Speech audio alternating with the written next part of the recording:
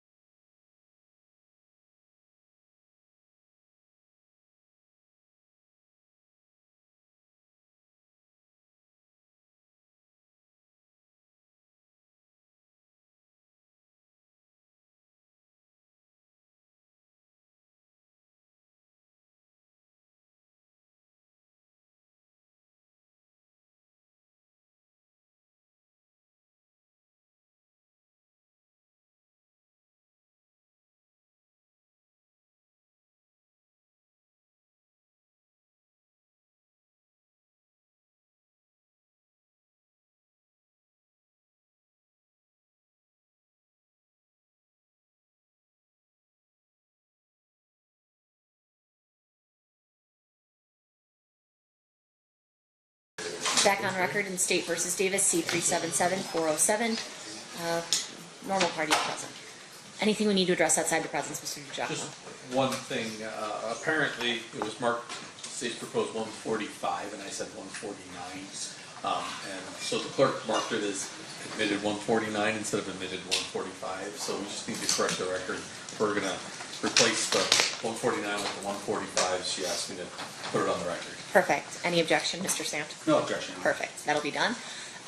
Was there anything that you needed to put on record regarding a statement not being introduced? I don't think we need to put it on the record, but Okay.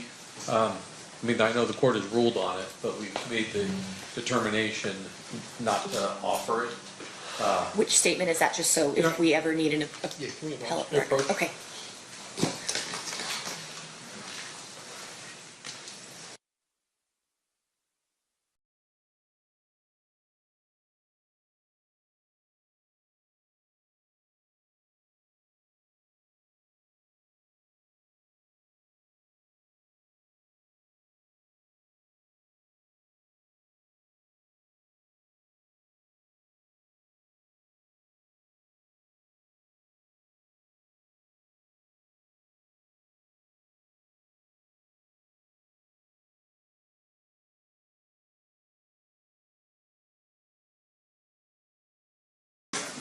All right. Anything else we need to address before we bring the jury back in?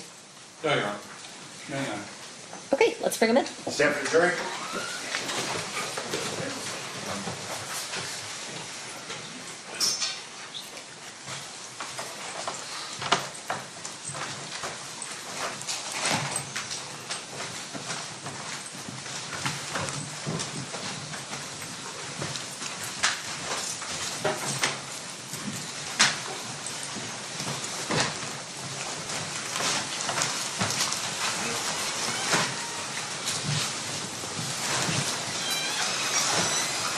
All right. The party stipulates the presence of the jury. Yes, Your Honor. You may be seated.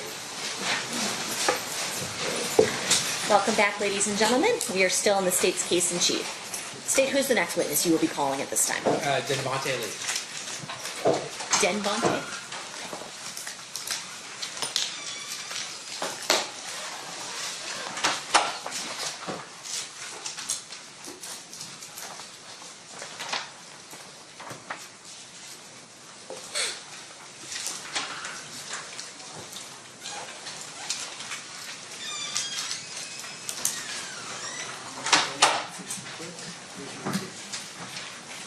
You do solemnly swear the testimony you're about to give in this action shall be the truth, the whole truth, and nothing but the truth, so help you God?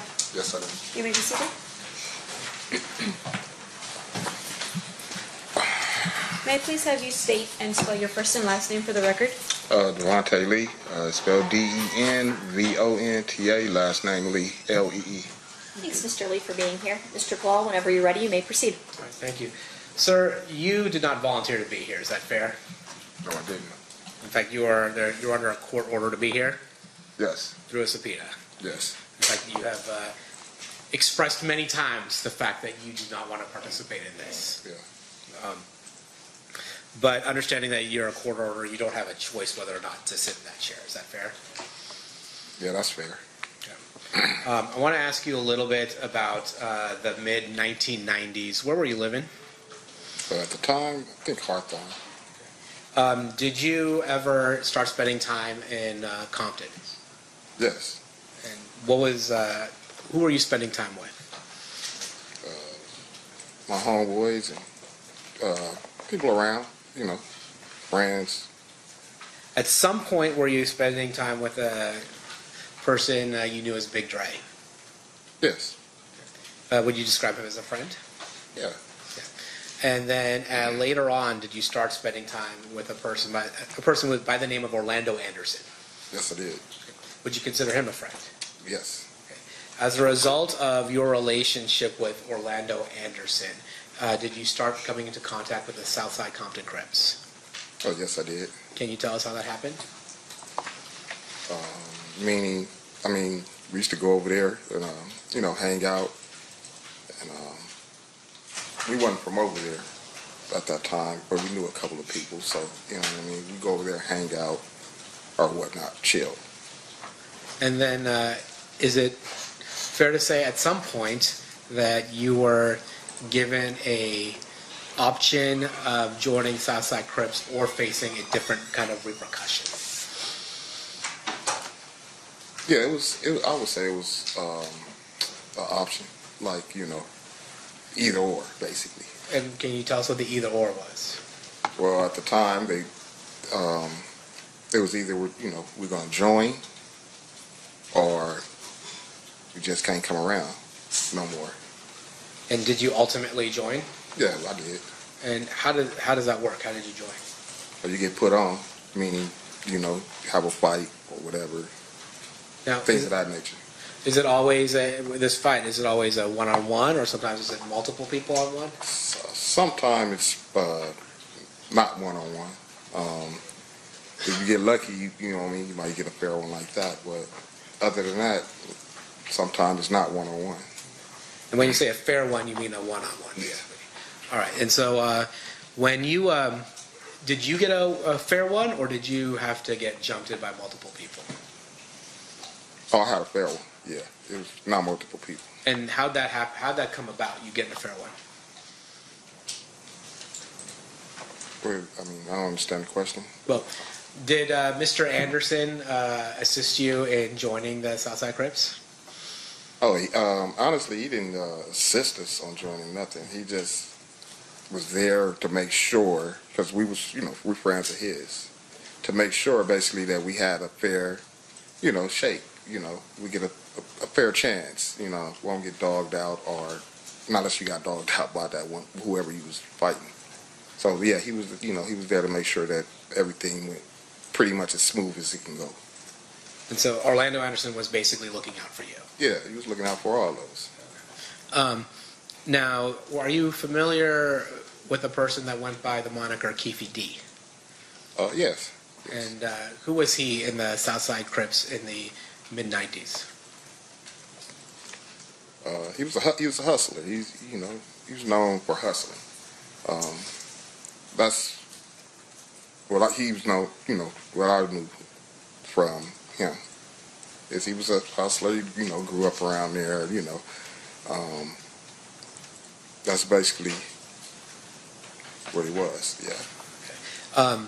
And when you say he was a hustler, for those of us who don't understand what that means, what does that mean? Is he getting money? Is he doing other things? He's getting money. Yeah, he's getting money. That's what it is. And how is he getting on a money? higher level? On a higher level. So he's not just getting. There are some people who are let's say hustling. They get money on maybe a lower level, and then there are people who are making bigger money. Is that Yeah, fair? of course. You could say that's safe to say. And He's on a bigger level. he was on a bigger level. And when we're talking about getting money, are we talking about through working a 9 to 5, or are we talking about narcotics? It was narcotics. All right, and then when you got initiated into the Southside Crips through a fair one. After that, would you hang around the Southside area a lot? Oh, yeah, of course. Yeah. And is it sometimes referred to as the neighborhood? You said it was. The neighborhood is like. what Yeah, neighborhood? I mean that's where we're from. That's where we're going to be. Okay. And you had said we had talked about Orlando Anderson. Did he have any relation to the Keefy D? Did Orlando? Yeah. Yeah, that was his nephew. Okay. Orlando was Keefy's nephew. Okay. Yeah. And being a Davis, or being part of that family in Southside, was that a big deal? I wouldn't say it's a big deal. I mean, because there's a lot of families in our neighborhood, you know. But they were pretty, you know, prominent family, you know. And then, did the day you got initiated, did DeAndre also get initiated? Yes. And are you familiar with somebody by the name of Terrence Brown? Yes. Was he older than you, or was he your age? Yeah, he was older than me. So, yeah, he was older than me. So I assume he was in before you were in. No, yeah, way longer. Yeah, before, yeah. He's more of a you were kind of in the group that Big Dre, Orlando, that age group. That was that. Yeah, that's that era. Yeah, that was. Yeah. And then Terrence Brown was, I'd say, would it be fair to say Terrence Brown's part of an older group along with Mr. Davis? Yes. During that time, did the South Side have any rival gangs in Compton? We had a lot of rival gangs in Compton. Yeah. It's a lot, Understood. Was Mob Piru one of those rival gangs? Yes. And Looters Park Piru also? Yes. In the mid-90s specifically, like 1995, 1996, was there a war going on between South Side and Mob Piru? Yes. I'm going to focus your attention to around 1995. In 1995, were you aware whether or not Mob Piru was associating with a music label? Yes, I did. Yeah. And what music label was that? Death Row Records. And were you familiar with somebody by the name of, or went by the name of Suge Knight? Yes. And would you say that he associated with Mob Piru? Yes. Were you familiar with somebody by the name of Tupac Shakur? Yeah. And would he also associate with Suge Knight, Death Row, and Mob Piru? Yes. Now, with regards to Southside, were you guys hanging out with another record label? I mean, we have hung out with another record label. Yeah. Yeah. And what record label was that? It was Bad Boy. And Bad Boy, is that the record label that was being run by Sean Puffy Combs? Correct. And when you say you would associate with them, what would you go to concerts? Would you just hang out? What would be the nature of the connection that you saw between Southside and Bad Boy? I mean, we went to a couple of like concerts. I've seen them before. That concerts or they came to our neighborhood before. And that's it. And when you would go to concerts, who would organize you going to that concert? How would you know to go to the concert? But we just basically all do because they say we got tickets or da-da-da-da, and we all, they'd be like, okay, we're going to go to the concert. You get your ticket and you go. Would you, was your understanding part of it was to ensure that Bad Boy was not bothered by other gangs? That was the basics of it, I believe. Yeah, I would say that. And was there a particular gang that people in Bad Boy were worried about? Yeah, they was worried about the Death Row. I want to take your attention to the summer of 1996, in particular the Lakewood Mall. Are you aware of an incident that took place at the Lakewood Mall in the summer of 1996? Yes, I am. How are you familiar with that event? Because I was there. And that summer of Lakewood Mall, what happened? What were you doing at Lakewood Mall? One of our friends, he was going off to college, and he had went up there to grab some things to get prepared for college. So we went along with him.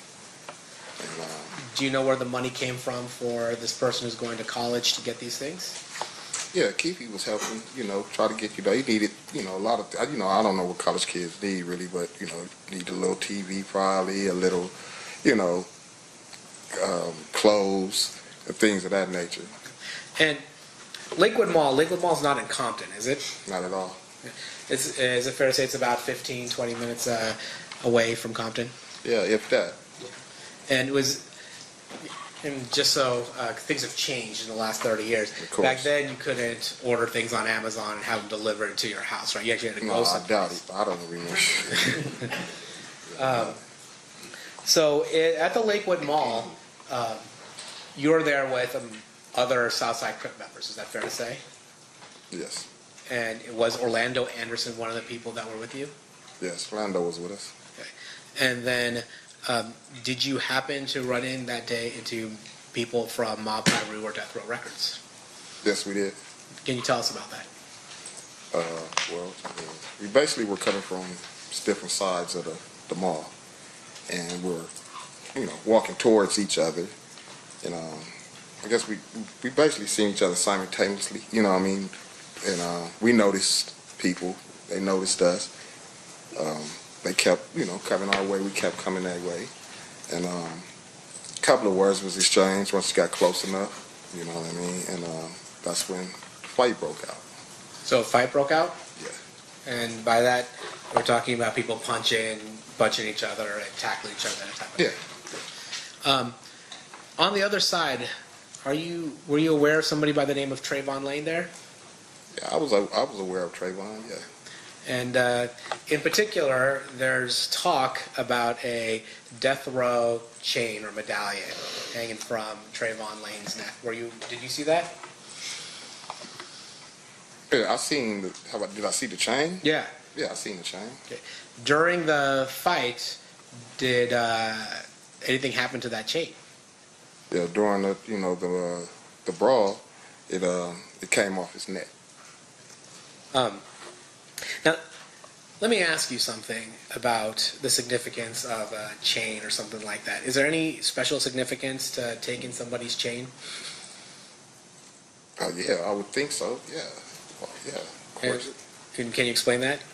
I mean, that was their logo, and so it's like you taking that from them is, like you got something, to at least harp about or to say, hey, look, I took this. That's all it would be. Would it be considered disrespectful to rip somebody's chain off? Yes. How did that brawl end? Like what made you guys stop fighting? Oh well, the police came. You know what I mean? The police came, separated the parties. They didn't even try to talk to nobody or nothing. They just wanted to get the situation under control. Everybody just, leave. Just get out of, get out of there. So that's what they did. They came in, they separated us basically. We went our way, they went their way. Is it fair to say that Lakewood is a little different of a place than Compton? Yeah, somewhat, yeah. Yeah, it is. A little more suburban?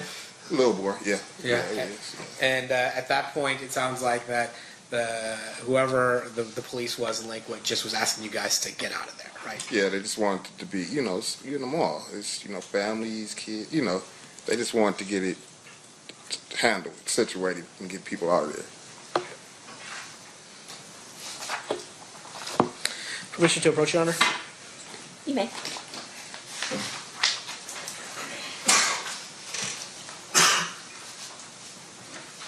I'll show you some photos.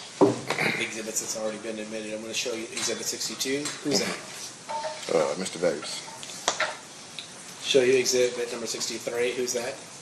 Mr. Anderson. Show you Exhibit number 64. Who's that? Mr. Smith.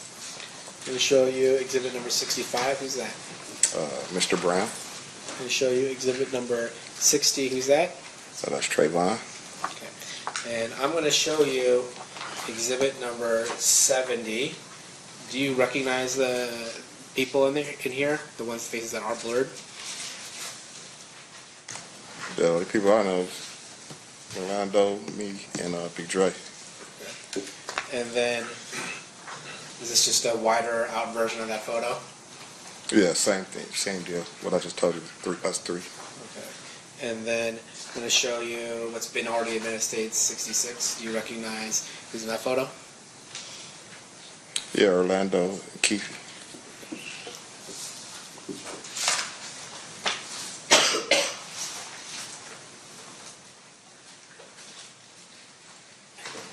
Did you go to the Mike Tyson fight when Mike Tyson fought Bruce Seldon the weekend that Tupac Shakur got shot?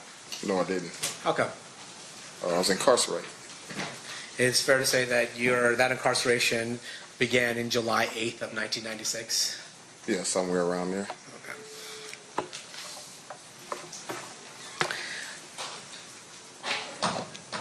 In 2006, is it fair to say that you started doing work for the DEA? Yeah, Haida. Yeah, HIDA, yeah. Yeah. And is that after you got caught trafficking some drugs as well? Correct. And in the mid 2000s, you got 5 payments. Is that right? I think something like that. And that was for $2,000, $500, $1,000, $1,300, and $500 for a total of $5,300. Is that fair? That's probably fair to say. I don't know exactly. You don't remember, Yeah, but if I told you that, you wouldn't disagree with me. No, not at all. Okay. Court's involved. Still pass the witness. Okay. Cross, Mr. Swift. Thank you, Honor.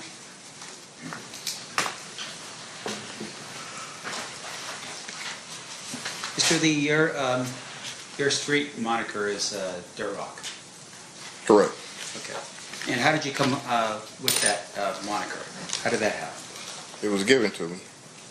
And with regards to your testimony here today, you've told us a little bit about your work with HIDA. That's for drugs, correct? Yeah, correct. And while Drugs you're and other things. HIDA is a task force, so it's drugs and everything. It's Okay. ATF, DEA, all that. right. Right. And with regards to your work with HIDA, of course, because it's about everything, technically, if you saw other types of crimes being committed while you're working for HIDA, you would tell the HIDA people because it's part of the overall task force, right? No, I'm not necessarily. I'm tell them what they asked me about. You know what I mean? I'm not gonna tell them nothing outside of the realm of what they're seeking or looking for. Right. And fair to say, though, with regards to what they were seeking and looking for, at some point they were targeting Mr. Davis as a drug dealer, right? Yeah. And so you were helping them with that information that they needed, right? And that information came in early of 2008, meaning that you were helping them in April and May and that kind of thing. I'm not sure the dates, but I eventually was, helping them. Yeah. Okay. I don't remember the dates. Your Honor, would a review of a report from the DOJ with regard to your participation help refresh your recollection? It might, yeah, sure. Yeah, You may Commissioner. approach.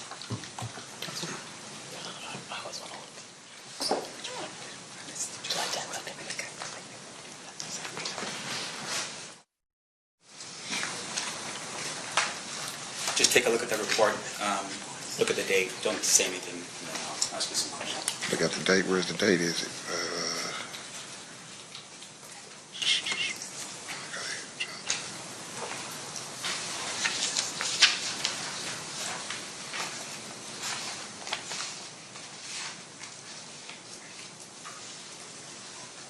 Okay, I recall. Yeah. Okay.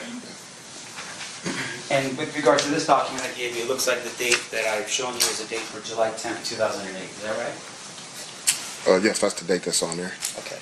And fair to say for the jury, once again, you're working with the HIDA team, and that's even prior to July of 2008, you were working with the HIDA team. Fair? You said prior to July of 2008. 2008. Yes, sir. I was working with HIDA. I only worked with HIDA one time, so I don't know what you're trying to insinuate. Like, All right. And I want to make sure that the jury, that we're clear for the jury. Okay? I So understand. let me show you my document. Would a review of another document help you refresh your recollection as to how many times you worked with HIDA? it might. Let me see. This is,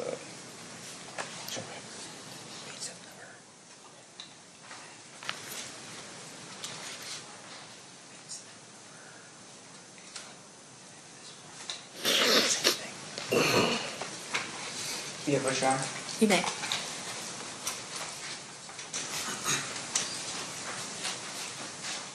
Sorry. All right, sir. Now showing you the document. You recall having an interview with a couple of the special agents from HIDA on September 10th, 2007.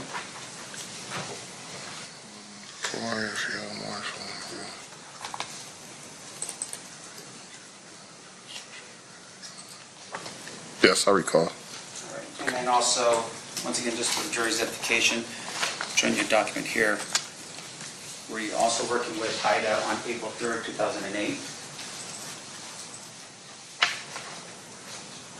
See, working and being interviewed is two different things. Okay, so you're being interviewed by HIDA on April 3rd, 2008, Yeah, that's what it says. and you were given information with regards to Mr. Davis on April 3rd, 2008, right? I didn't get no information about Mr. Davis. I didn't even know at the time what, I mean, I was there on what I was there for. Once again, this is about drugs. I'm talking about drugs. So with I am regards too. to, regarding 2008, April 3rd, were you there to speak to HIDA agents about drugs?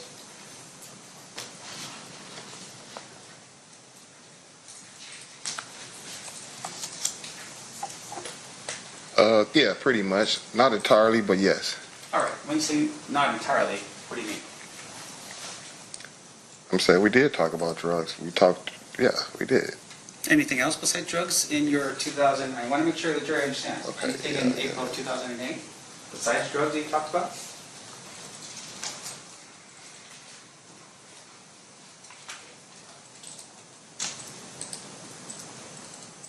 No, that's it. That's all we talked about. All right, thank you, sir. Now, in your time that you've spent with HIDA, you had shared some information with regards to what we now call the Lakewood incident. Remember, we just talked about this a second ago? Yeah. All right, can you tell the ladies and gentlemen of the jury when the Lakewood incident occurred? It was in 96. I want to say July. That's what I want to. Yeah, that's July. I feel it's July of 1996. Can you help us as to how you know it was in July? Yeah, because it was the summer, It was in the summer. and he was getting ready to go to school. So I know he had to be there that summer, to start up his training and stuff for football. Okay. So if somebody else, an FBI agent, came in here and told us that it was a couple weeks before the fight in Las Vegas, would he be mistaken? You said who came in and said what? If somebody else testified about that date and said it happened a couple Objection, weeks Your before. Honor, to have this witness talk about what another witness stated. I'm just asking you. And that witness stated what he said. We can't All right, then opine as to whether he's mistaken or not. I'll withdraw the question, Your Honor. Okay. Let me ask you this. You shared the details of the Lakewood incident, right? You told people you described it, fair? Describe it to who? To various different people over the time since the time it happened. You explained it to various different people. In fact, to us right now, today. Yeah, so I did, because I'm doing it to y'all right now, so yeah. Right.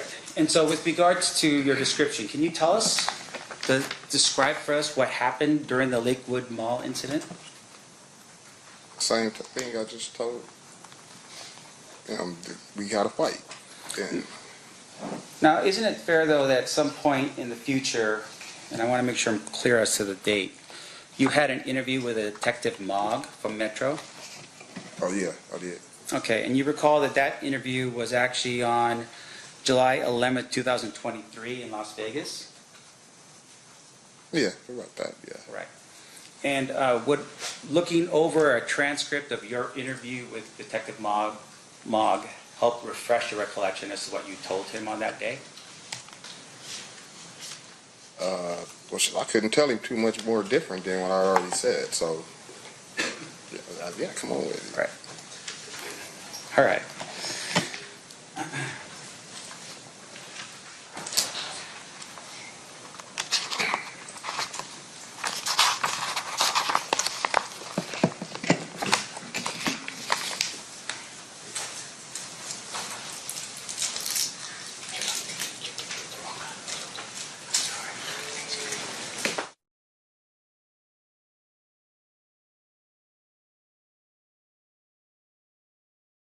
May I put you on? You may. Okay, sir. I'm showing you your statement here.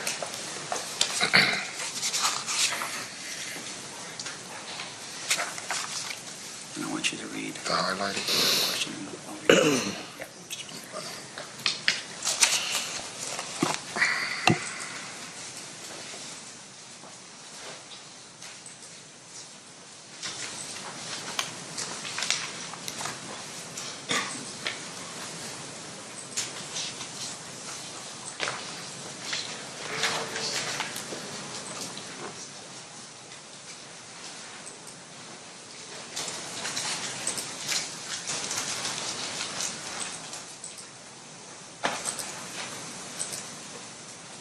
Okay, now what's your question?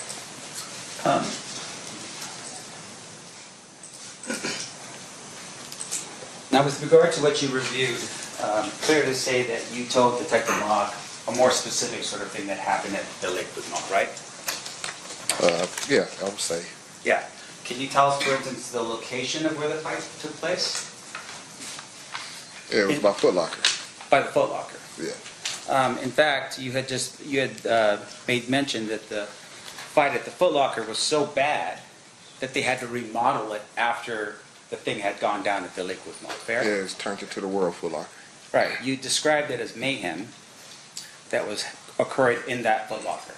Yeah. Okay.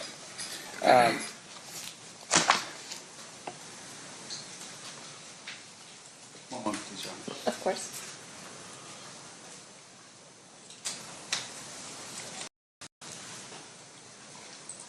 Your Honor, I have no further, actually, I do, sorry, let me back up real quick. Nope, that's it. I have no further questions of this witness. Any further questions, Mr. Pill? Of course he does. Shake your head. Oh, he just was.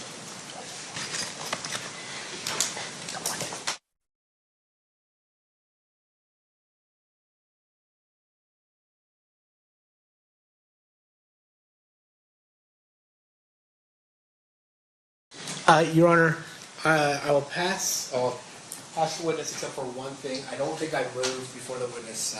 Please, I don't think I moved the exhibits into evidence. I just want to be clear about that before the witness is off the stand. Okay. Which is state is moving proposed exhibit 71, 70, 65, 64. It's evidence.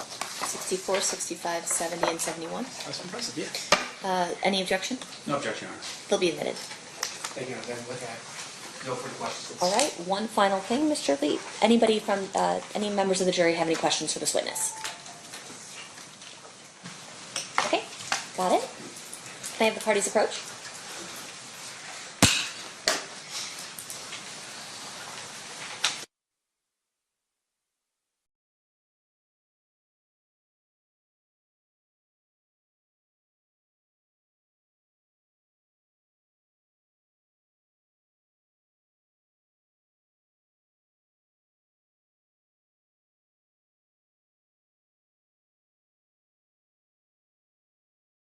All right, a question from one of our jurors, Mr. Lee. What did you receive multiple payments for if you gave information to HIDA once? Well, it was during, the course of the investigation and things like that. That's what it was for. During the course of the whole thing, they have different ways of, looking out for you or giving you something to kind of help your situation or something like that. Any follow-up based on that, state? Nope. Defense? No, Your Honor. All right, thank you for being with us, Mr. Lee. You are excused. Thanks. You're welcome.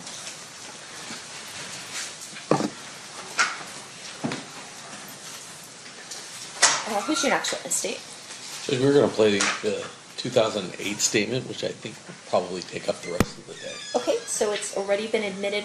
Remind us what exhibit that is. That's a great question. I think it's going to be.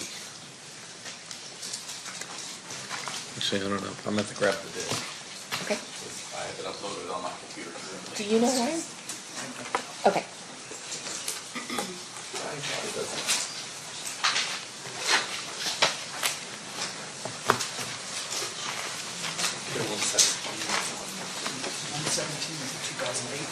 Yep. All right.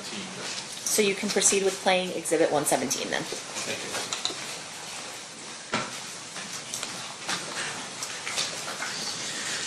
If we just maybe the volume down in the beginning because it's really staticky, and then we'll turn it up when they start talking.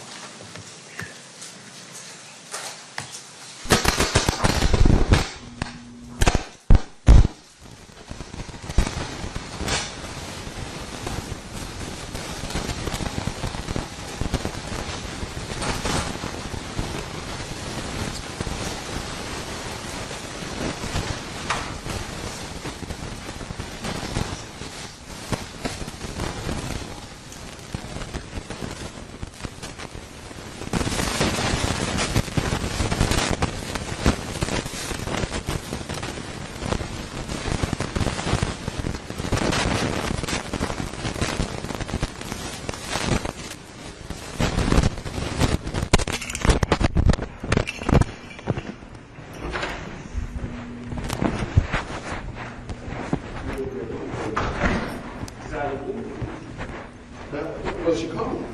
What's she doing? Nosing around. Hey. Hey, how you doing? Good to see you, sir. Good to see you.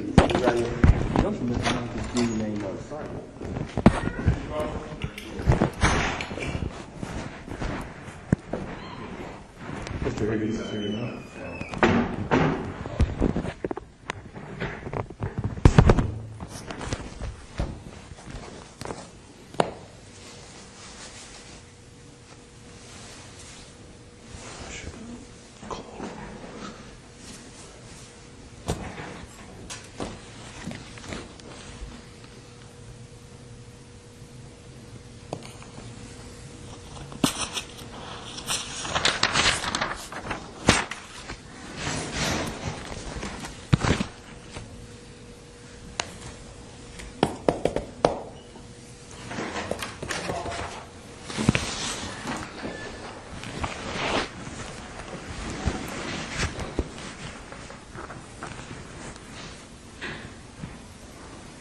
You get this thing catered? Great. Yeah, figured we'd be here for a while.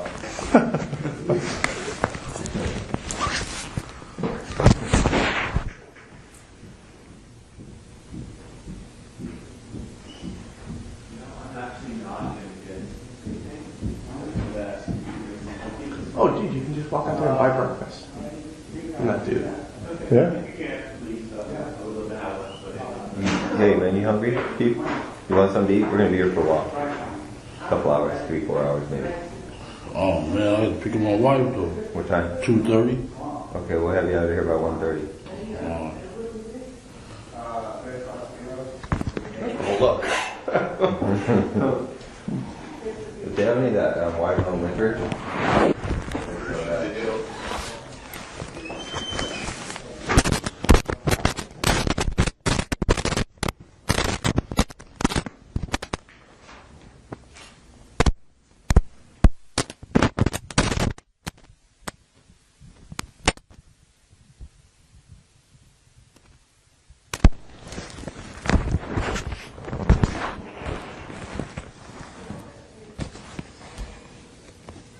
I didn't say no school down game either. Okay. A couple of weeks before the murder. Okay. Good stuff.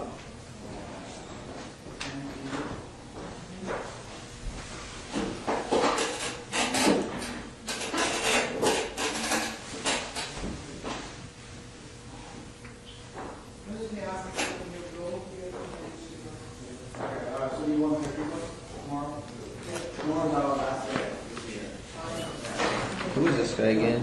Fufula? He was the guy, he was a witness that got shot and killed after the incident. And before he really had a ability to make any statements.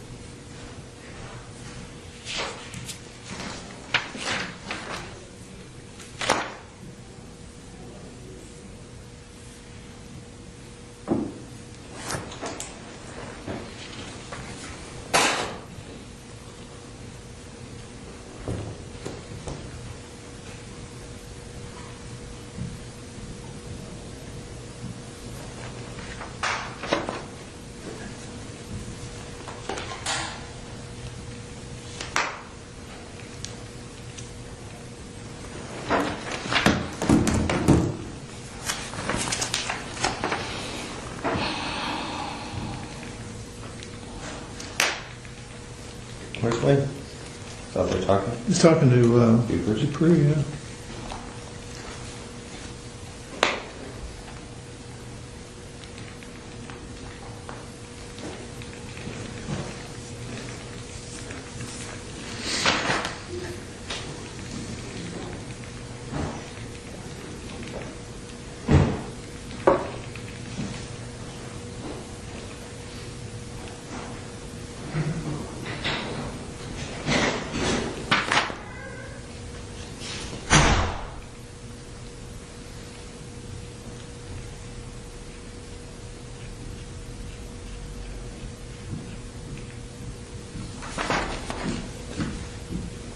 I never said I seen Reggie Wright up there neither. Okay.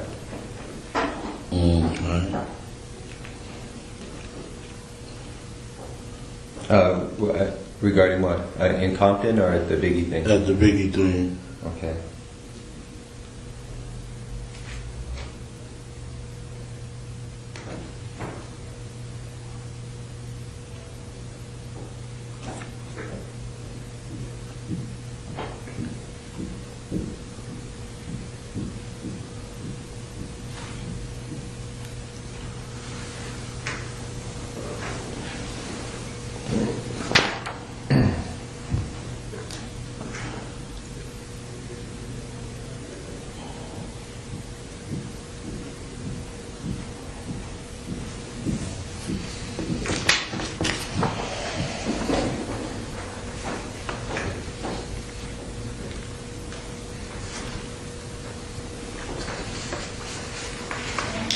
Two quadruple murder, homicide in Compton.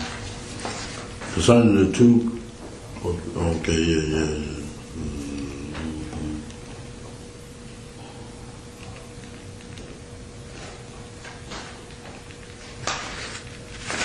A lot of shooting in Compton after that Tupac thing.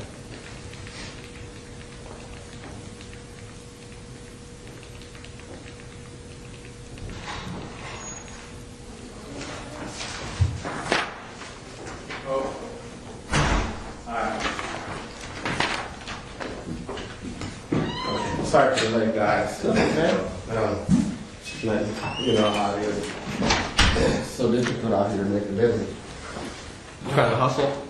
Oh, I'm trying, man, but nobody wants to buy anything from me. No, just kidding. I'm kidding. Wayne Yes, sir. keeps going over his original statements that he gave after his Oh, okay. arrest back in 90, whatever. Are you hiding the donuts and coffee, man? That? These guys wouldn't let me get in. See? I know how y'all is. See, I'm trying to help you out, man. I'm looking after your it's heart. trickery. See a fat boy here, you guys are like, man, we're gonna fool him, make him come to me. Okay. Oh, God.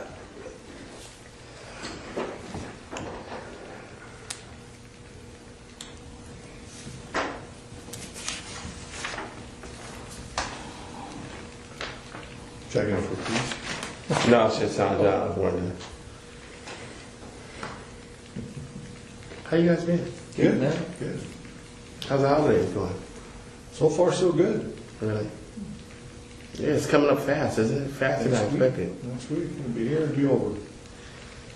Which is always a good thing. Yeah, no, it is. Yeah.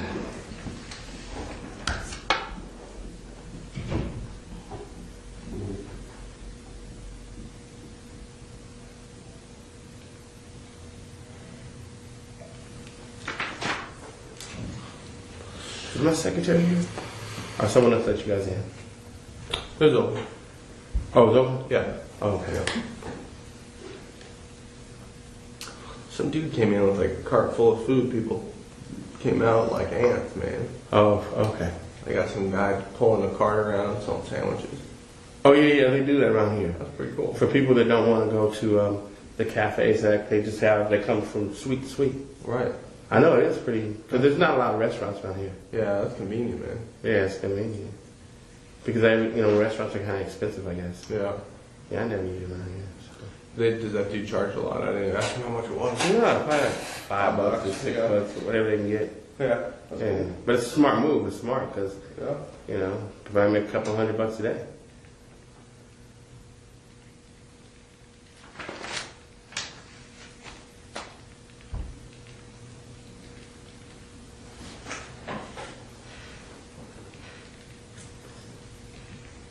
See you in a while, man. You know, it's a holiday, you know. Yeah.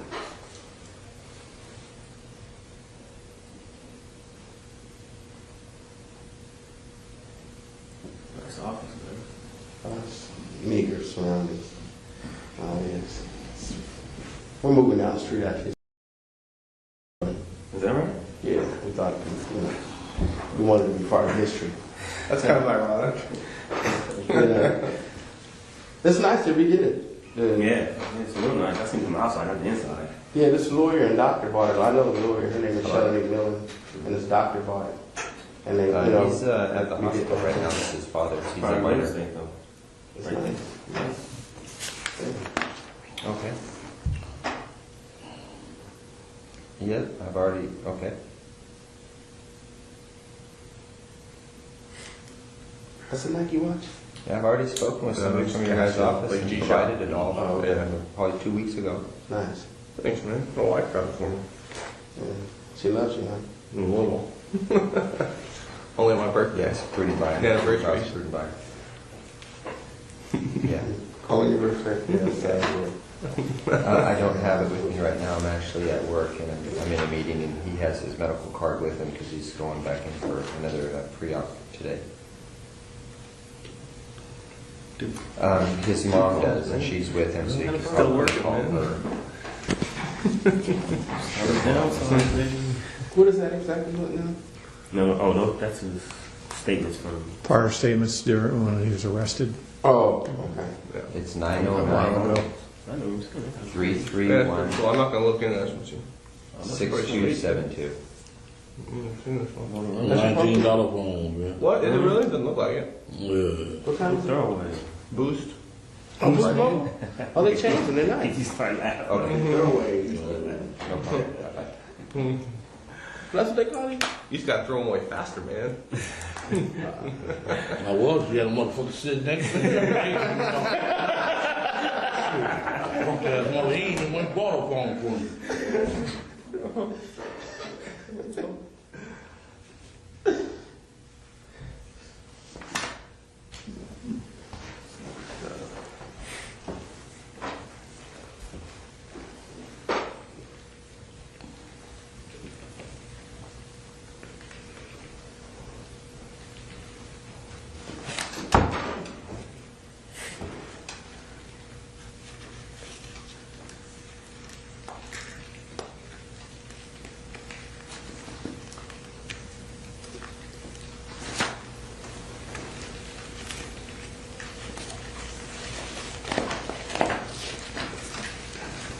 I like the way that Vegas does their reports.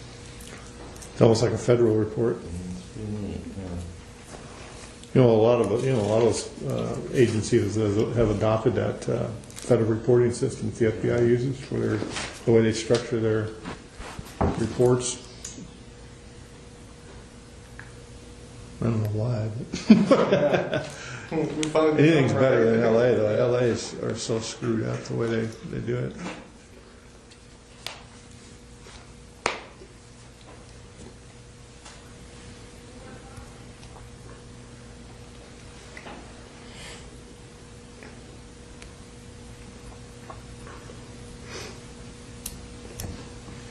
Hey, Greg, can I have a piece of scratch paper? Thank you. You just need one, or do you want to? Just one.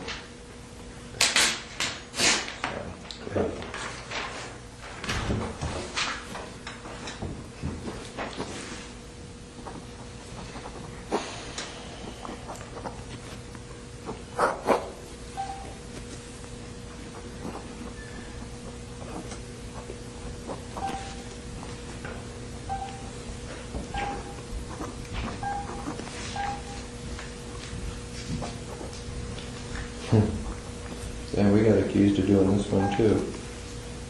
This is an anonymous caller said an off-duty LAPD working security killed Tupac.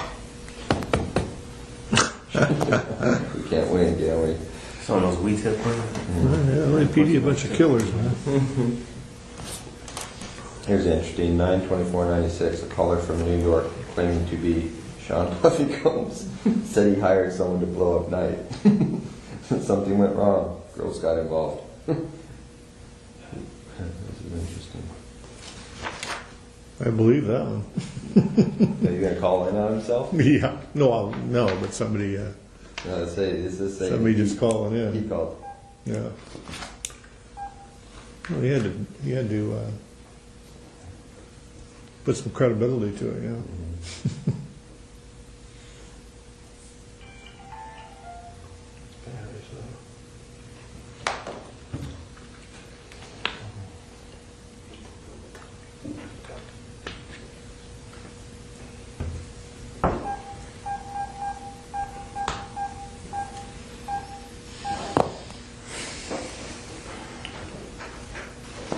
Keefe, the second one's is almost identical to the first one, so we don't need to go through that if you haven't already.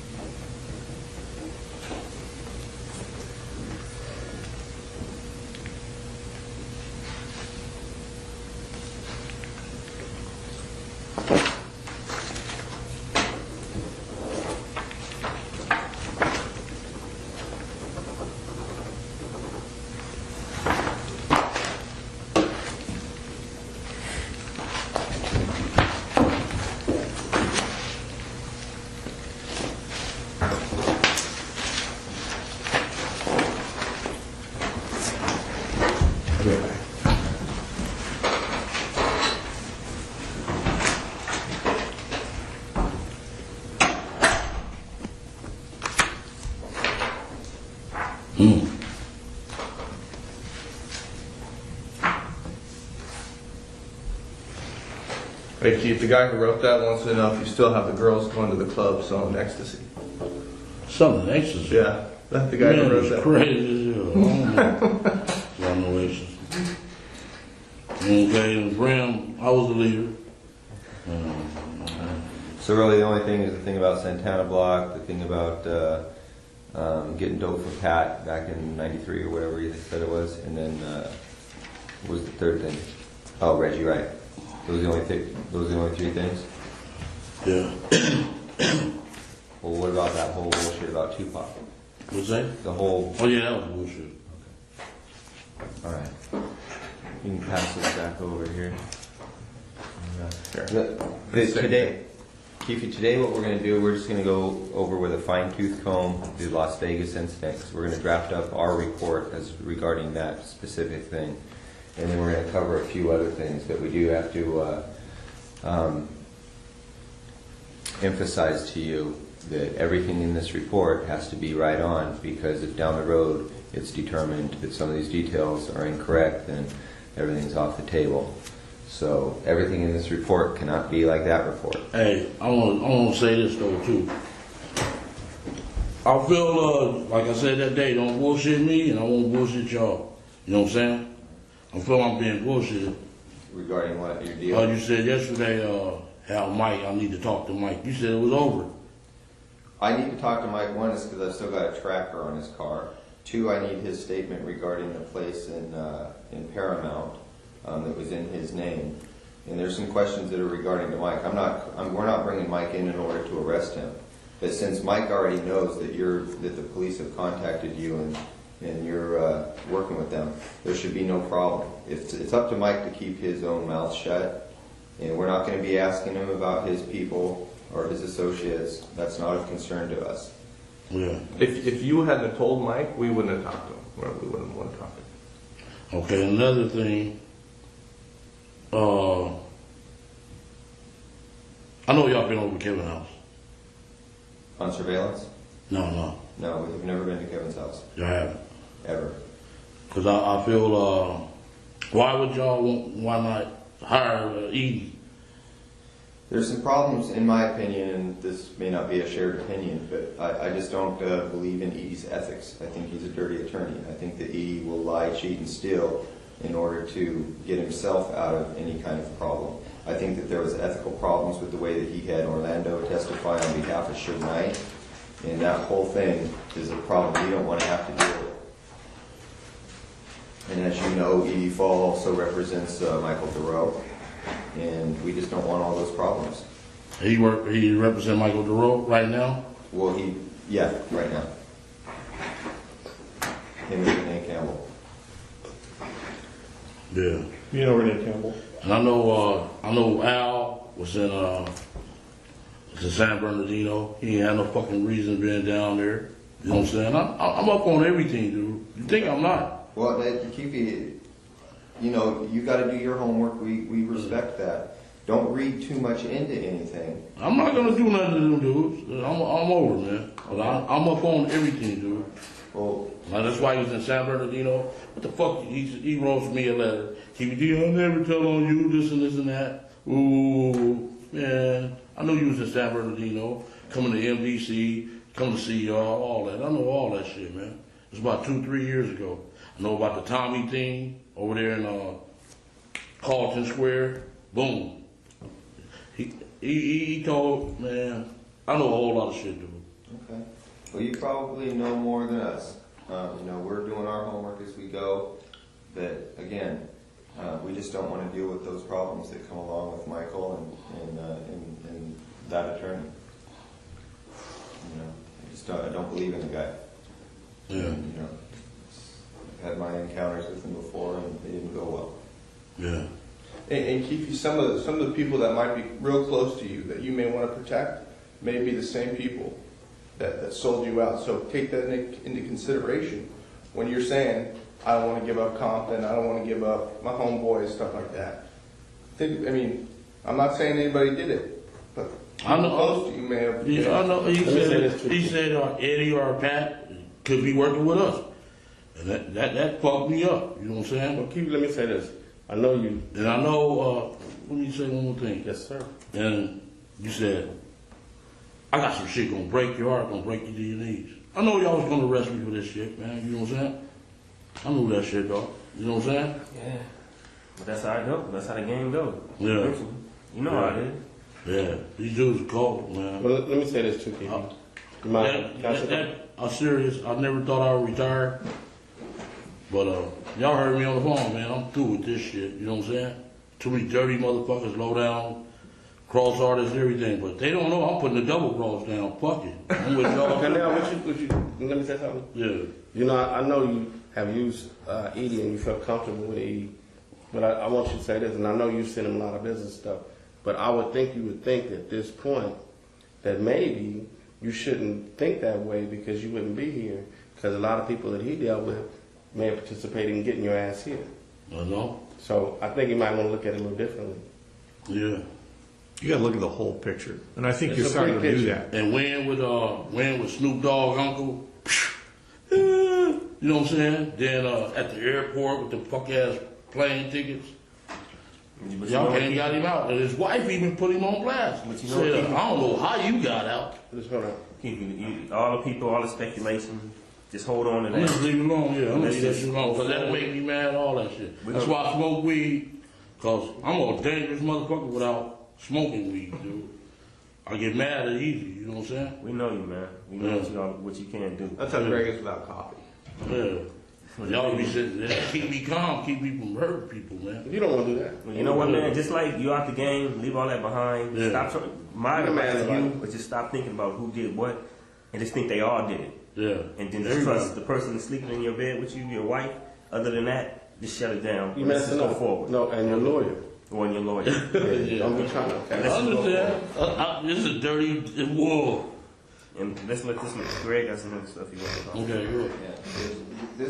What this ultimately comes down to is how valuable your life is, your family. And when I say your family, I don't mean your extended family. I mean your brothers and your sisters and your wife and your kids. That's it. Anything beyond that, as far as we're concerned, is fair game. I thought Speedy. Kevin will work out his own deals. Speedy ain't got a lot on the table. I don't think that that's going to be a problem. And you know, we'll throw that one in if that's what's important to you. We'll throw that one in. But besides that, man, everything else is fair game for us. I just want to say this, and me and Keith had that conversation. I tried to explain to Keith. You know, some people out there that you may have love for, but you can't control. That their stuff is way out. That's not within your zone. You know what I'm saying? So you have to understand that.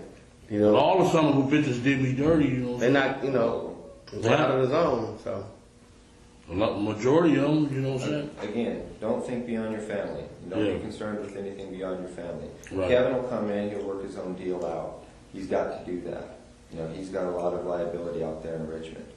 And so your brother's going to have to come in and work his own details out, which I'm sure he'll do because he doesn't want his own family disrupted. And he can help himself, but if you can't control him, you know, that's his situation. He created it. Yeah. You don't have nothing to do with you.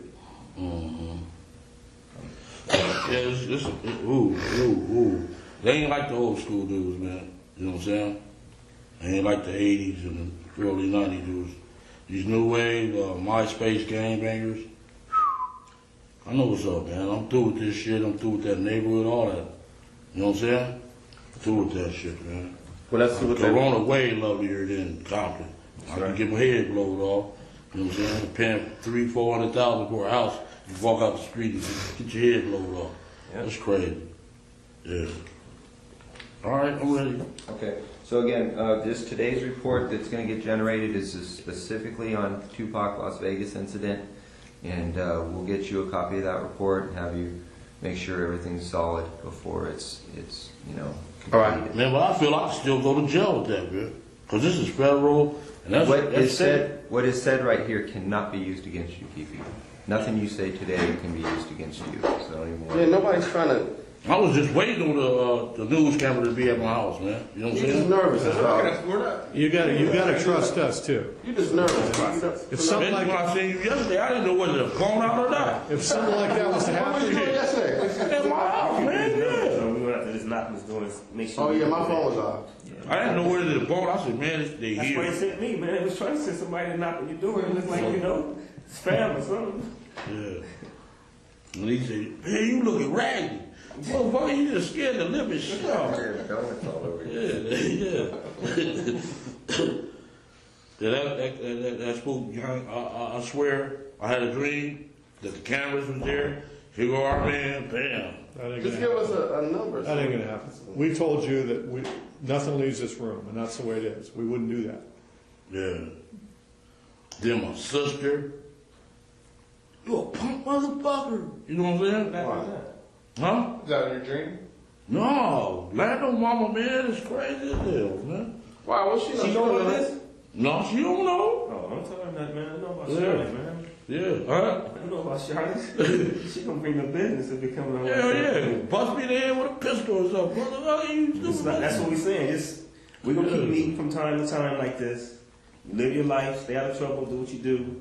If you don't say nothing, it's cool. But if you go out there and start talking and looking for people who you possibly think talk to us and all that kind of stuff, you can cause you gonna cause your own problem. Yeah. But with that, we gotta move forward on these questions you get ready to ask. We're gonna keep going over and over this stuff. It's gonna take too much time. All right. So that's it. We're gonna start. Me and Jeff went back to New York and did a little bit of groundwork back there.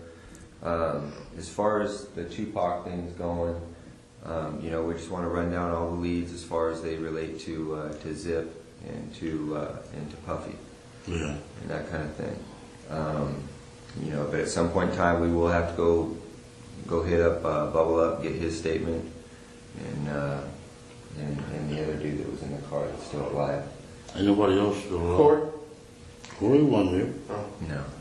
Big Dre and Lane, they both did. No, the other dude, Guitar Carol, or what they tank in the car behind. You want to show him the diagram first and see? Yeah. Maybe be more clarifying. Who was in that car with Zip, or the van with Zip? He wasn't in the van. He was in that van. That's the way we had it. You let us know if that seating arrangement is right or wrong. Anything you want to change towards the seating arrangement or whatever, just mark it on that one.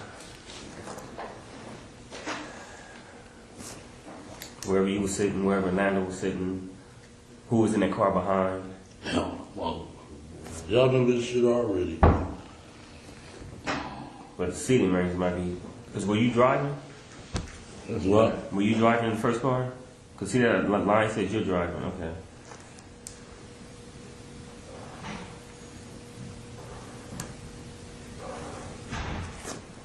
And who was driving the?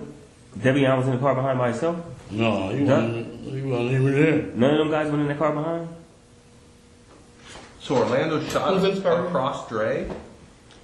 He leaned over on the window, we rolled down the window, popped. Who was it? They would drove on my side, I would popped them. You know what I'm saying? But they was on the other side. Right. So was there a second car behind you guys? No, it was some girls hit that corner with us, dog, and we shot out their window. I said, these bitches got more heart than the dudes, you know what I'm saying? But any time was it this car behind you? Not at all. None of the homies was behind. No, like 3 or 4 cars behind, nothing like that? Nothing. Just one car. Just one car. Then we hit the corner, the girl followed us, and we shot out her window. They got scared and stopped. But they weren't with you guys? They weren't with us, no. Just the girls that you Push that back over here real quick. We would think they security would follow them, you know what I'm saying? Yeah. But the bras don't even have heart. They followed us halfway, we shot out their window. They scared. Those are all the guys that you would recognize as being in the car, right? Lane, DeAndre, and Terrence.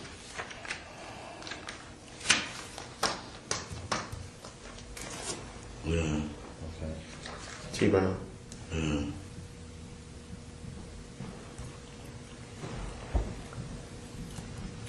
Okay.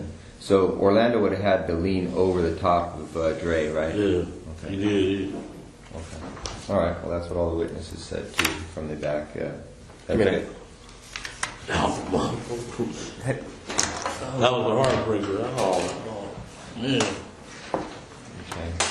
All right. So leading up to that, do you know who Trayvon Lane is? Yeah, I know who he is. Okay. So do you see Trayvon there at the just before at the MGM at all? I didn't see him. Okay. All right.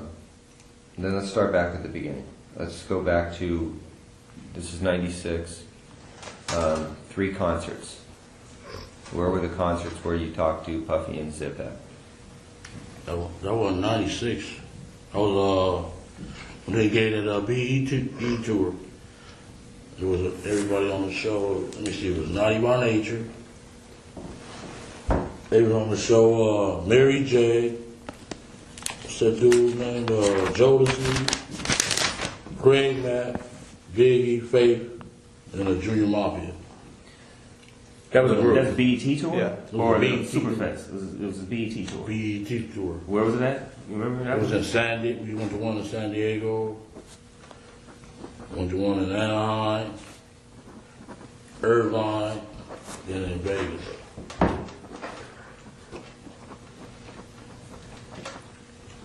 You know, all 4 of those locations, San Diego, Anaheim, Irvine, and Vegas, that was all the same tour? It was all BET tour with those acts? Except the Irvine. The Irvine was a summer jam. Okay, can you hit those acts again? Naughty by Nature, Biggie, Faith, Jodeci, And Mafia. Junior Junior Mafia. Mafia and Biggie. And Faith Evans, right? Yeah. Okay. All right. So all the acts on there were from Bad Boy, basically.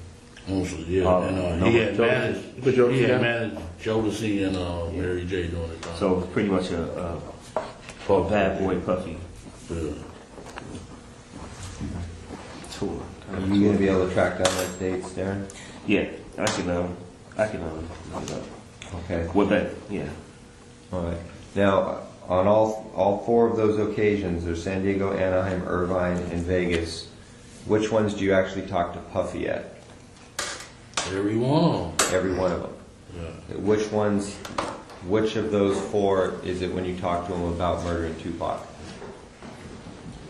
It was really about both of them.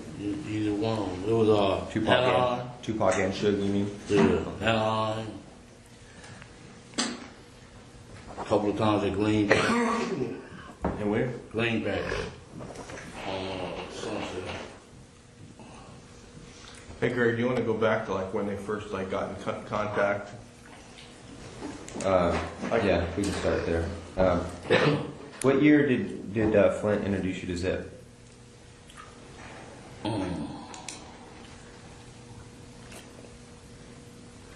It's like maybe like 91, 92. Oh, way back then? Yeah. Okay. Early 90s? Yeah. Where does Flint introduce you to Zip at? We had a baseball game, and he was they pitcher. They was calling him Dwight Gooden. We got a Dwight Gooden. We used to play for like cases of champagne. And they bring their team, and we played in Southside. Yeah. Southside Santana kind of like thing? Or just Flint? They really think he an imposter. The Santanas do. You know what I'm saying? Cause he just like really. They charged him, you know what I'm saying? He wanted to join their gang. They was the baddest gang back then. But they don't really recognize them. They be on their ass, asking them for money and everything. But it was Santana's baseball team. No, it was some LA dudes. It was Kelly, Keyshawn Johnson, a few more dudes. So is it like a high school field? Like a local No, field? that's South Park. So, okay.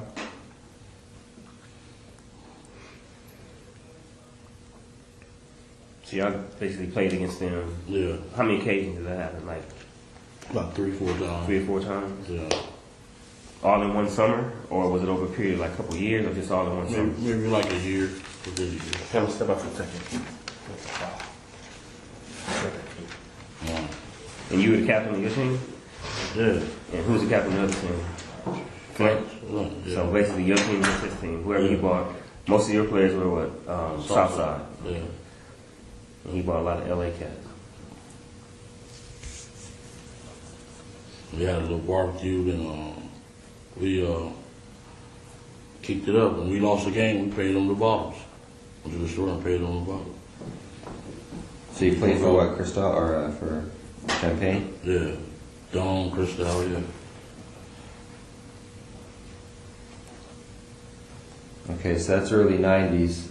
Flint's was busy doing PCP even back then? I can't say. He was kind of starving then. Okay. He used to always ask me for money and all that shit. Okay.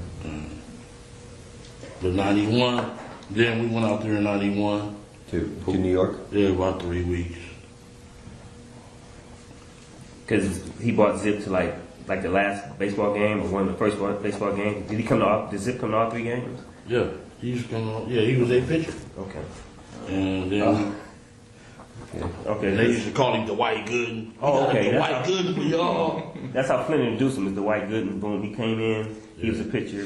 He doing them fancy curveballs. Could he throw? Yeah, we used to we was good athletes in Southside. A lot of good athletes, yeah. Orlando was a good athlete. Real quick, is that who you know as Zip?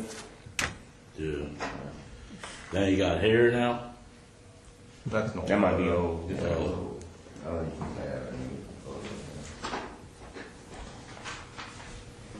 So when you went out there to New York, where did you guys stay then? Who did you stay with?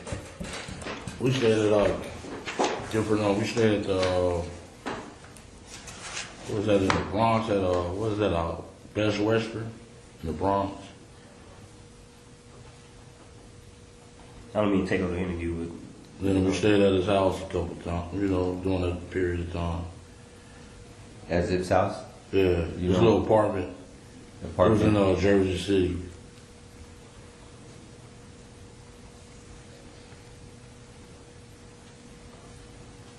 Okay. When you're out in New York, is that when you meet Puff out there? Not doing that. I met him. He gave a party at a little club down in Santa Monica. Paradise. Oh, you 24? Was Paradise 24 used to be? Yeah, it was Paradise. Yeah, on Santa Monica. Okay. Right off Highland. Yeah. That's where I first met him. This was like That's okay, Keith. We're going to try to keep this in order, so we'll get to that part. Okay. So now you're in New York with Zip and Flint. And what's happening in New York while you guys out there? I had brought some birds out there. Okay. They kind of like ran the sham. You know, I guess he gave Fats the money. A couple of days later, he jump in the cab and leave. Okay. So I'm still out there like 3 weeks trying to give him my fucking money. You know what I'm saying? Flint fucked you over? That's what it looked like. You know what I'm saying? So what's the name gave me the rest of the cash and said I gave Flint the money. How many birds did you have that you took there? 3. Just 3 birds? Okay.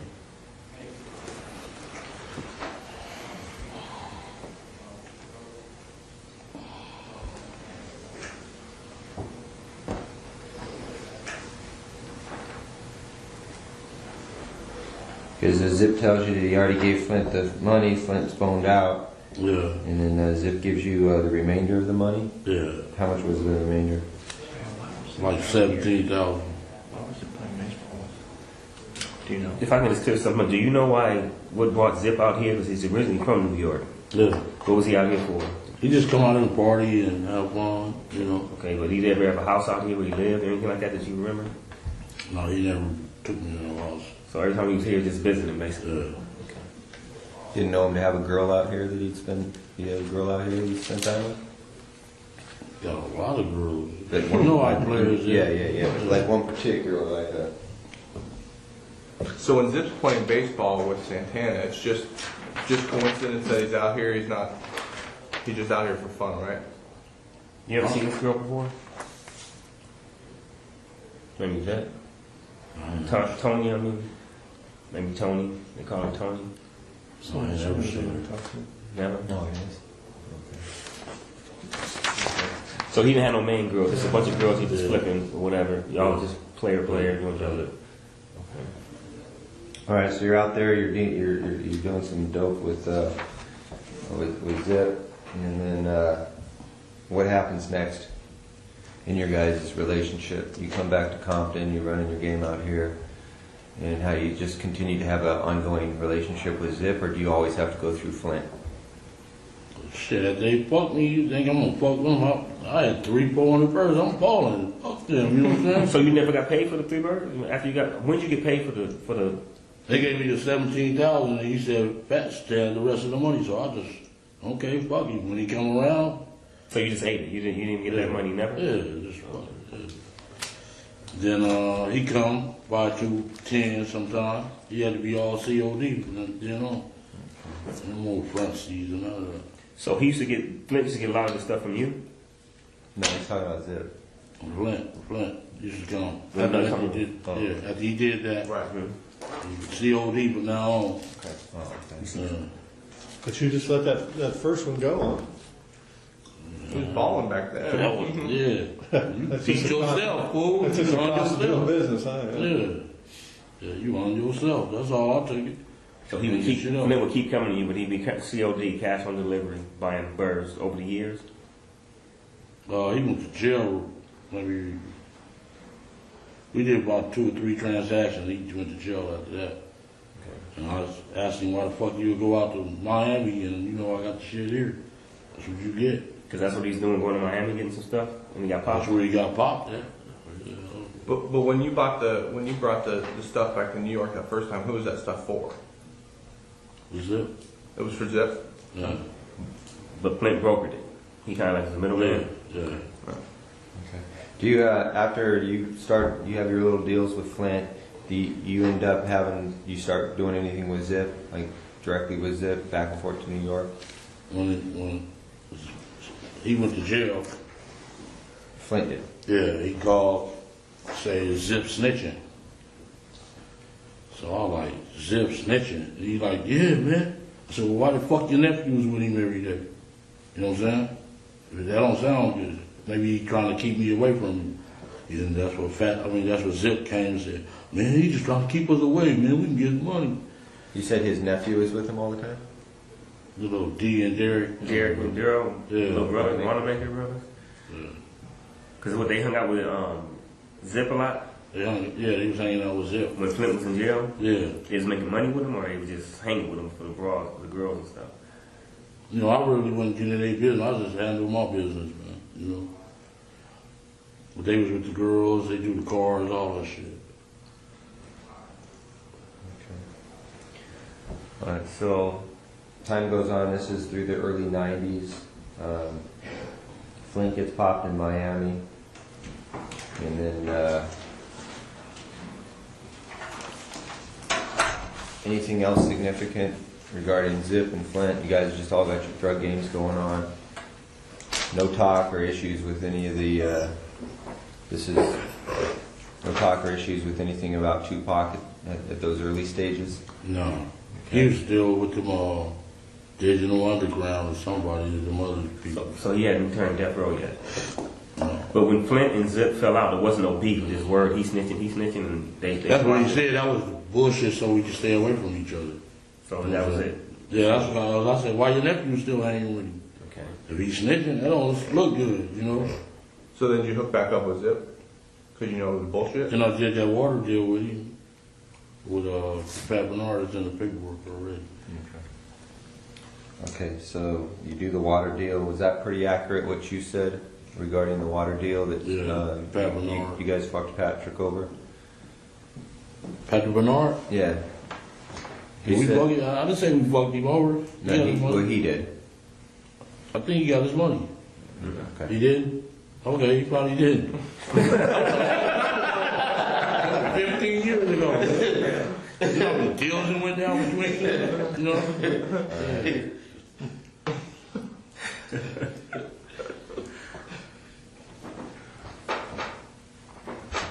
Now, why is the PCP deal getting brokered by you and not Flint? Why isn't Zip going directly to Flint?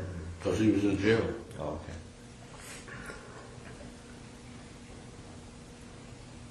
So you became closer with Zip while Flint was in jail. You started doing business with him. Yeah, we started hanging out when he come to LA. He'd come and hang out with me.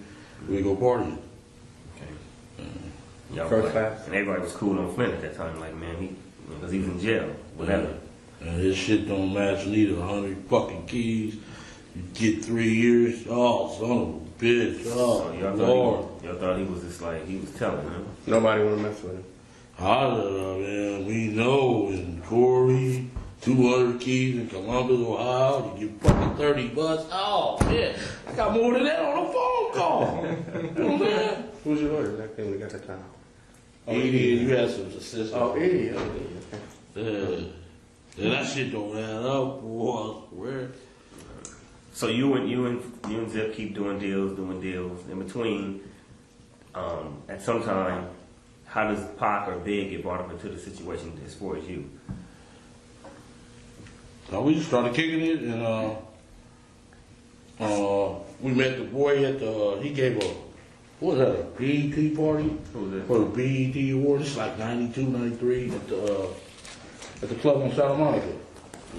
And Mary J, what's his Paradise. name? That tall dude with the neck used to have dreads. He with Aftermath now. What's his name? You sing? Busta Rhymes? Busta Rhymes. At Paradise? That was the club? Yeah. Yeah, Busta Paradise. Rhymes. Man, them one was got in a fight. 'Cause I was suited. My cross, he thought he was all big shit. He stopped? We was gonna beat the fuck out of that boy. but he threw, he wasted drink on me, and I'm like, motherfucker. Yeah, that's where I met, first day I met Paul. And Zip introduced you to this my boy. What do you introduce him as? This my friend, this my nephew. my boy. This my boy. They didn't see themselves as relatives or anything like that, like that was his nephew, or is that how he acted towards him? No, this my boy, this Paul. Okay. And after that, they used my car on the video. Which car was that? The 64 Chevy I had. What color was it? Brown. And Usher, he had Usher. Him and It Usher driving. was Usher's video? It was Usher video, and Puff was driving the car. That's when he had LA got with him for a while. You remember the song? Can I Get With It? Can I That was Get- his first song ever. Usher's first song ever. He was in a Laker uniform. And he had the little kid dancing on my car when he got back. It was fucked up. And he paid to get it repainted. They sent me $2,500 for that. Puff did? Yeah. You directly? Because were you dealing with him directly at this time, or because of the car, or were you dealing with somebody in his management team? Money, was it cash? Check? It was a check. It was like from, Bad Boys? yeah. In the name of Keith Davis? No, we put it in Compton Hydraulics. Oh, okay. That's when we owned the hydraulics.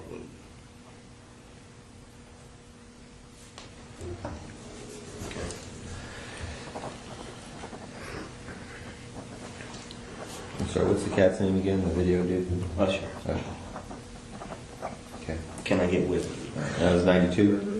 What year was that, Cam? It was like 92. He first 92, 93, He yeah. was like 16, 15 years old. 14, yeah, he was a little kid. Mama, get up out of the car. Yeah.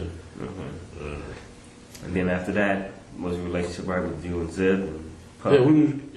We used to go fun, go to the club, you know, drink, pop the bottles, all the bitches come. Yeah. Good style, right? Yeah. How often would he come out here, Zip? Shit, like once a month. Did Puffy have a place out here? Didn't he have a place out here? Where you stayed at? House? Back then, no, he didn't have one. He was scared shitless out here because of the voice. So that beef had started by then? No, it started when they went out for that award Yeah. in New York, and he said, "You want to be in fucking, you want to be in your own video, not this motherfucker dancing." That's when it started. Then we seen right after that at that summer jam. We on the stage drinking bottles, smoking, and he like, "Hey, DVD, let me holler at you." So how the fuck you meet them dudes, dog? Same way I met you, you know, motherfucker. Yeah. That's Suge saying that?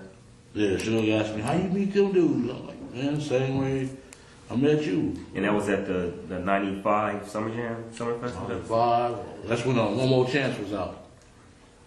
Pinky give me, Okay. One More Chance, yeah. Alright. Go back a little bit. We go back, Zip is coming out once a month. You met Puff at the Paradise Club at the BET Awards. He asked you to use your car, you use your car, you ended up getting damaged, he pays you.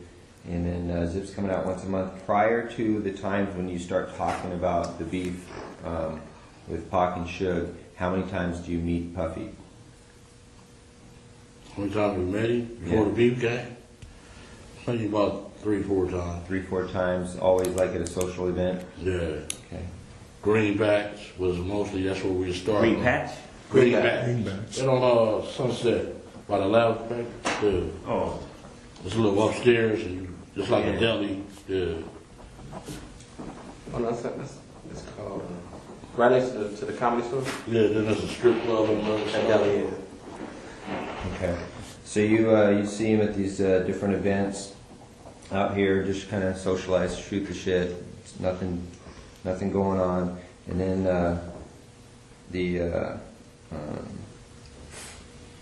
does the incident at Summer Jam take place before Puffy gets up on stage and makes that statement about if you don't want a producer being in your videos? Which happens first? I don't know. I would have to check the dates. Okay, But well, I'm quite sure that the Summer Jam happened first. Cause he got jealous because Biggie took over the record charts. You know what I'm saying? Like, bam! Biggie was, that One More Chance was hot. Yeah. So when you saw him at the Summer Jam, he wasn't mad at you for being with them. Like he was traded. He was just saying how you knew them. So how the fuck you meet them dudes? Yeah. He didn't really mess with you like that anyway. He couldn't get mad at you, right? What? Yeah. That wasn't the issue. Okay, so you meet him there. Who was all at that Summer Jam with you? Was Clint with you then? Was he out of jail? No. I think he was in jail. He was in jail. Zip was with you. Zip. You know, your boy Win, the face that you love. Come on. Yeah. He's not even like that, man. No, he told me that. It's just a face you just love. Oh. Man, my partner, man. I've been with that dude for 43 years, dude. Give my number, everything. Oh. Man, show him some love. Like, he ain't like that, man. It ain't like that. I know. It ain't like that. He's just trying to help himself. In this I'm telling you, I didn't even say that, man. Just let it go. All right. Move forward. Leave him alone. That's my dog, though. Fuck it. Y'all say him? Yeah, I got to. Shit. He gave me the hug of my life. Swear to God. You gave me a hug of your life. He gave me the hug of his life. So when you're at the summer jam, you're up on stage and Puff is there, right? Yeah. Suge says, hey, how you know these guys? You tell After him. we leave off, he was on the other side of the stage over here, and they left off this way. When I came back, in the back of the stage, he was like, DVD, let me know later. Went over there, and he told me, yeah, how you beat them dudes? Same way I met you, motherfucker. Yeah. He don't know I helped his ass out a lot. Well, when you say same way I met you, I'm assuming that you know these guys because of the drug trade. Is that how you knew Suge? No, I put in, man,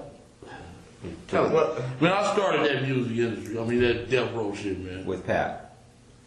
I did the work for that shit. Man. Okay. All right. Well, we'll get to that. But that hadn't even started yet, really. Okay, in 95, you've already got some kind of little, you've got your relationship with Suge because of the money that you gave him from Pat, right?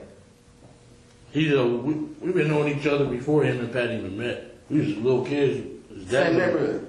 No, football team, Great Compton. Okay. Well, that's kind of going to be a different issue. Let's stay on track here. So after the Superfest, you say that to Suge, and then you walk off. Everything's cool. Was Puppy scared of Suge at that time? No, he wasn't scared. Okay. He didn't do it.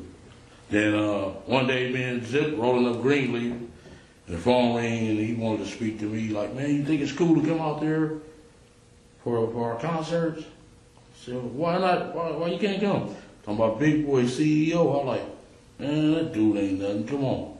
You got your back. This is Zip on the phone with you? No. Okay. Zip, he called Zip home, and I was in the car. Said, his boy want to speak to you. Hey, man, you think it's cool to come out there? I'm like, yeah, it's cool, man. You know, just give us like 40, 45, 50 tickets. So Puff calls Zip's phone. Zip gives you the phone. Yeah. Puff says to you, is it cool to come out there? Yeah. You said, yeah, just give me some tickets. Yeah, give us a gang of tickets. So he didn't give you no money, no security, nothing like that, just tickets. He gave us some tickets, and I brought the crew. You know, yeah. We went up there deep. They didn't show up, you know. And that's the big concert you were talking about, the tour that they were on with Jodeci and all that? This was Anaheim. This is when we brought out the choruses. So that's the Anaheim. We went about 12 deep to the one in San Diego. 12 cars? No, like 12 people. Yeah. And you're saying he didn't show up? You're talking about Suge? Suge, they didn't show up, no.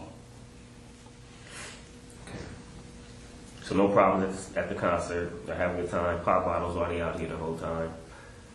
Nothing else happened. No other events happened. No problems during that time, right? Right. No problem. Okay. You and Zip keep doing what y'all doing. No business or whatever. What's the next little thing that might have happened? You know, it's time went by. Because by then the beef should have jumped off. Already been coming that way. Yeah, that's where it started. I think the boy in Atlanta got shot. Jay. Is that Suge partner from? I think he's from Capitol Park. Yeah. He got shot. That's what really scared the boy, you know. You know anything about that murder? Did he do it? Did Suge have something to do with it? I mean, did Puff have something to do with it? Yeah, his boy shot him. So that's the truth? You know from fact or you know from hearing? I mean, you know. I wasn't here. I know you weren't there. I was from hearing. Inside stuff or just street stuff? Inside. So Wolf did? Yeah. Wolf did kill him? Yeah. All right. There was some talk that some Southsiders were there too. Is that true? In Atlanta? No, we wasn't there. Nando wasn't down there? Nando wasn't down there? He wasn't hanging out there? We wasn't there. Okay. So Big J gets killed. Oh, real quick, you said that Puff calls you on the phone. You tell him I need like 50 tickets and I'll, we'll make sure everything's cool out here. And that's the Anaheim concert. Yeah. Then when you go to that Anaheim concert, that's when you guys That's start what he fighting. said that in front of all the people. Andre Herrera, he was there. Andre who? Herrera. He was, yeah. Andre Harrell. Yeah.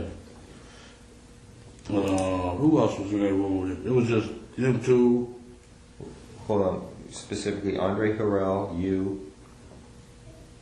About 40-some Southsiders. From New York, the Puffy that was on the Andre Harrell and him? Yeah, Zip. We picked up Zip from the airport, Long Beach Airport. Okay, so it's Harrell, you, Puffy, Zip, and a bunch of Southsiders. And what Puffy makes kind of an announcement? Yeah, that was stupid as hell too, you know. What did you actually hear? What was the words, if the best you can remember what he says? Shit, he said he'd give us anything for them dudes there, you know? Yeah. We'll give you anything for these guys' head? Yeah. Where were you exactly? He was in the main, it was like he had the Navy SEALs in one room over here. We was in that middle room. The middle room was like a living room, like a suite. And the other room was like a bedroom. We was in there shooting dice. D-Mac was there. That other dude, what's his name, Trent? We shooting dice. OJ daughter, she was at the motherfucker. Did she hear this being stated? And It was mostly, this was after the concert. Before the concert, he stated that. After the concert, that's when everybody came back to the room, get a little party, shoot dice. Okay. Was D-Mac there before the concert? No. So D-Mac wouldn't have heard that? No, he wouldn't have heard it. So were you in a hotel? Were you at the venue? We was at the hotel when he... At the hotel? What hotel? That was at Anaheim, the Hilton or something. Okay. What Sheridan or Hilton? I think it was the Hilton. So you're like in the suite at the Hilton or something? Yeah. Okay. I think it was Halloween night because she had on a cat suit. And Tretch had her on the bed like, make a meow for me, baby. T. OJ daughter. She was a bad motherfucker, boy. Like that. Yeah, I wanted to hit that thing. Yeah. You said there were Navy SEAls in the other room? Yeah. What for? Yeah. Supposed to protect him. He was that scared of that dude. He had hired some Navy SEAls? I swear to God. Like, you know they were SEAls, or did you? He told me they were SEAls. He was Navy SEAls. And they had on their little ear things and everything. So this is after Jake got killed. So Yeah. he was on point. He was worried about something happening. Yeah. Should have miles off about a bunch of different stuff. So he was scared. It was Yeah, he was scared to death, yeah. Okay. And he like, man, Now, why does he, if he's got these Navy SEALs guys out there protecting him, why does he call you and ask you for protection? would you rather have some Navy SEALs or some gangsters? Well, yeah, but that's my point.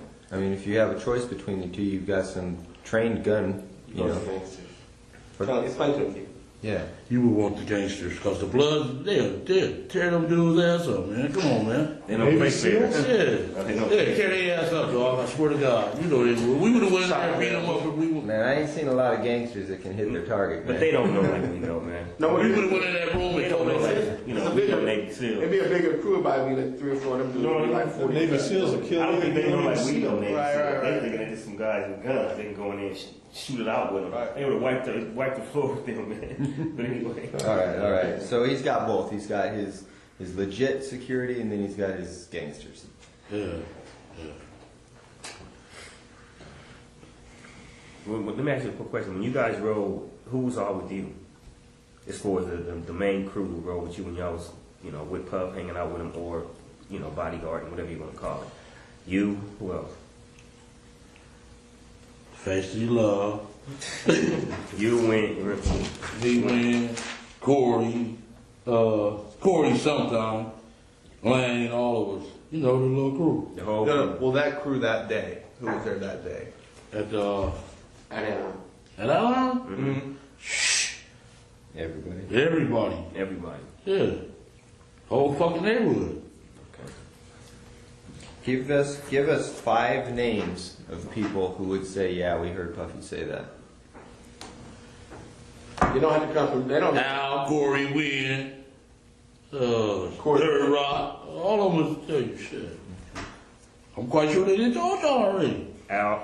This is all the main crew. Was Duck there? Was Lil Duck there? No, he wasn't there. He was still in running. Vegas. Okay. Bram, none of them, the G's from the other side went over there. No. It's your crew. Yeah. The Burns, right? So this Anaheim thing had to be after. This would have been after. Big J got killed. Yeah, after Big Jake, right? Yeah. That's when it heated up, huh?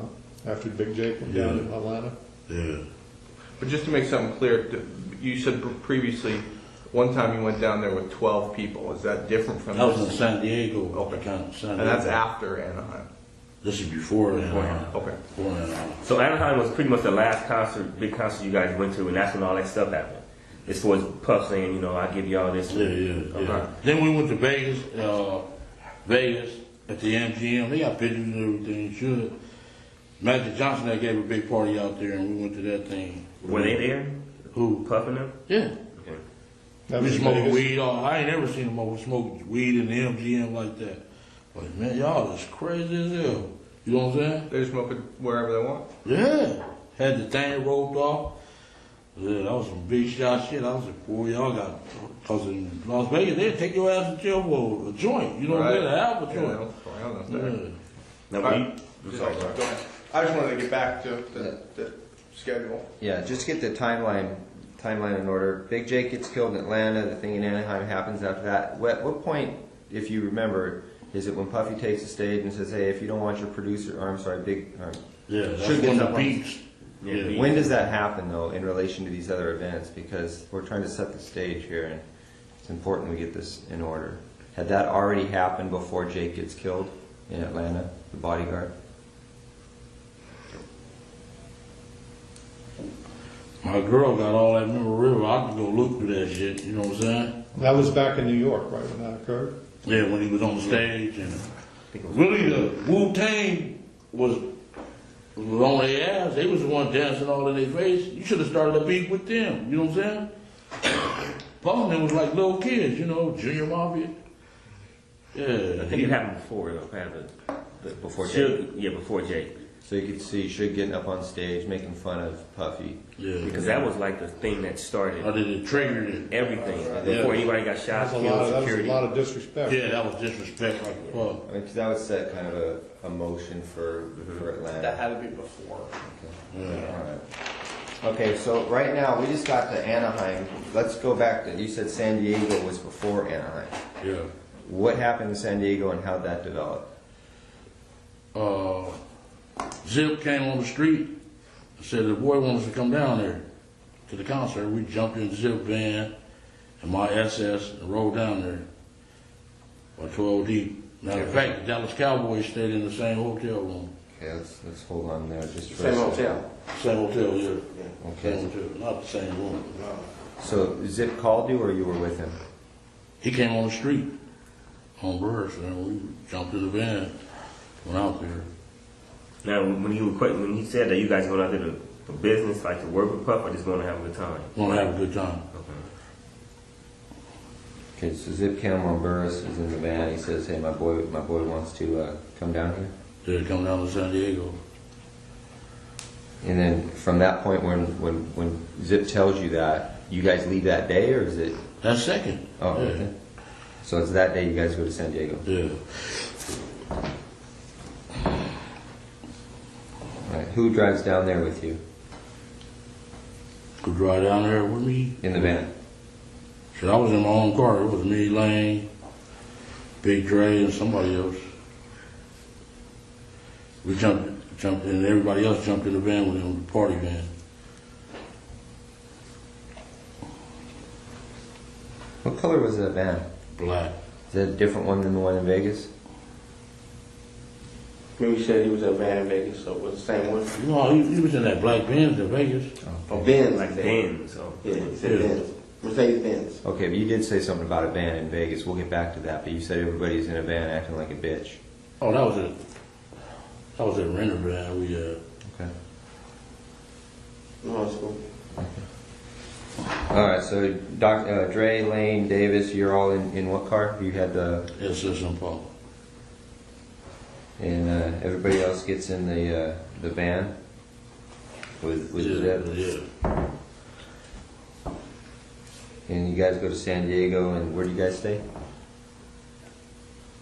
Whatever I don't remember the name, but the Dallas Cowboys that played San Diego Chargers that weekend. Was it near the water, or was it on the Main Street, the gas lamp district? It was the Sheraton or the Hilton. You remember seeing water? Was it off the water? No, it was that night.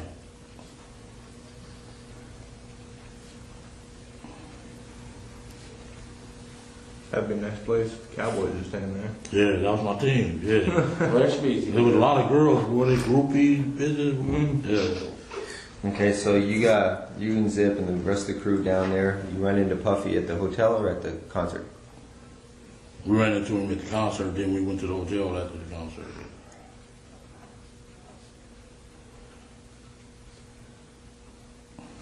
You kind of look like Emmett Smith. You could have used that. Yeah. Yeah. Okay, just go back to the hotel. And how's that? What discussion regarding Tupac and Shakur? What happens there? I don't think he really discussed it then. Going in, we was in the room smoking weed, and the little total brawl. What's her name? Keisha with the Panther thing. Said all of them laughed. We just having a good time that night. Okay, so no discussion about. I just want to ask a question. I'm curious.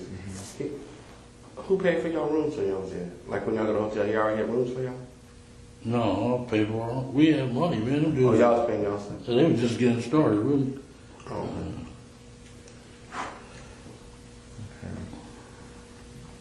All right, so San Diego happens. Then is there anything else that happens between San Diego and Anaheim? I don't know if that concert was in Vegas. I mean, the thing in Vegas was before Anaheim, or I know Magic Johnson gave a big party there. Okay, let's go into that. Magic Johnson gives a big party out there. In Vegas. And you go out there with Zip?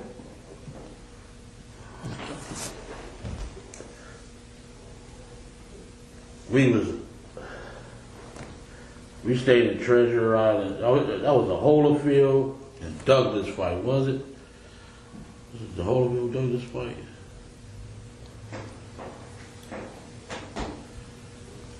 The night Fan Man. You know, The Fan Man. Holyfield Bowl, wasn't it? Okay, it was the night of that Yeah, fight. Holyfield We Bowl. stayed at the Treasure Island. Al, they got the rooms for us and everything. Then Al got the room for you? little while. Yeah. Yeah.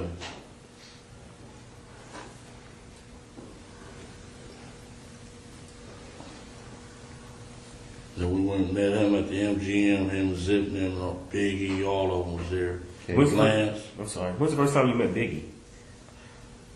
First time I met Biggie was in San Diego. The San Diego concert and everything? Yeah. He was in the room with y'all or whatever? Yeah, smoking weed. Yeah. That's the first time all y'all met him? Yeah. Okay. Good question. Break and then All right, play I was- second half. You read my mind. I was going to do it at about 3 o'clock, so you beat me to it. We're going to take a recess at this time. During the recess, you are admonished not to talk or converse amongst yourselves or with anyone else on any subject connected to the trial, or read, watch, or listen to any report of or commentary on the trial of any person connected with this case by any medium of information, including without limitation, newspaper, television, the internet, and radio, or form or express any opinion on any subject connected with the trial until it is submitted to you. We'll have you guys back here at 3:15. Please rise for the jury, everyone.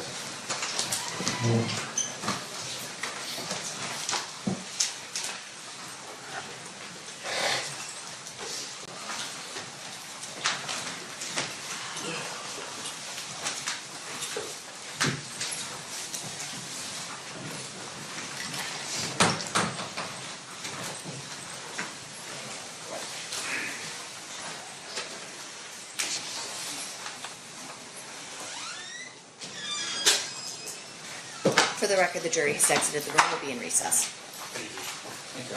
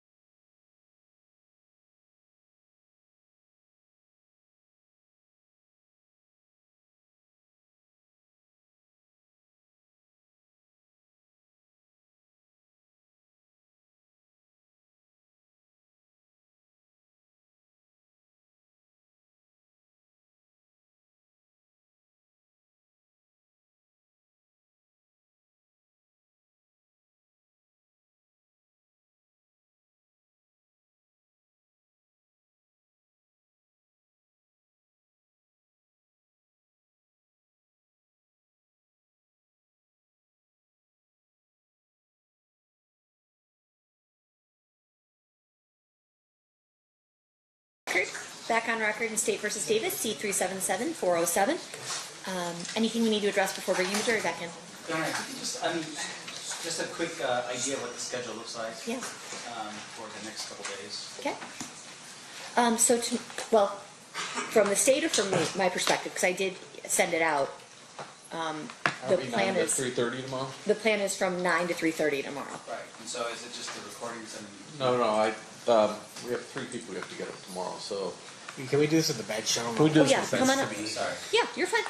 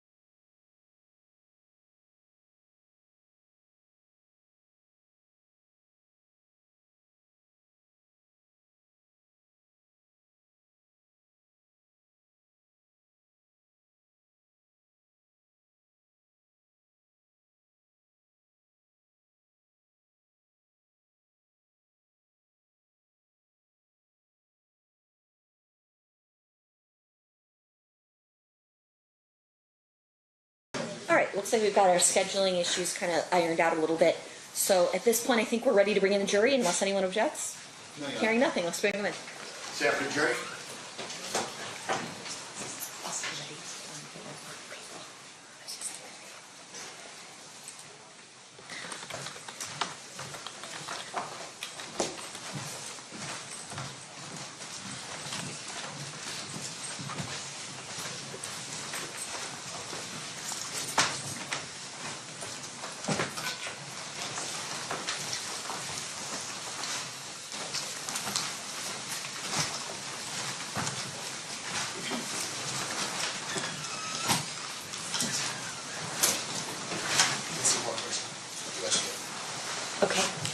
We have one juror still in the restroom, so everybody can be seated, and then when our other juror comes in, just rise for him real quick.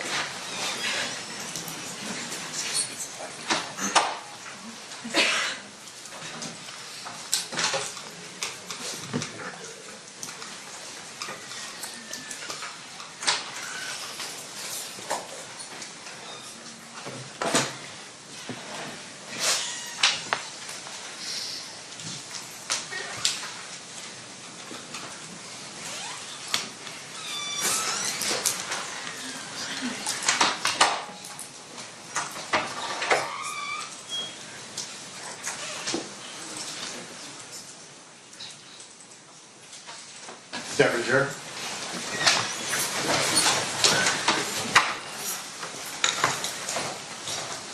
Do the parties stipulate to the presence of jury?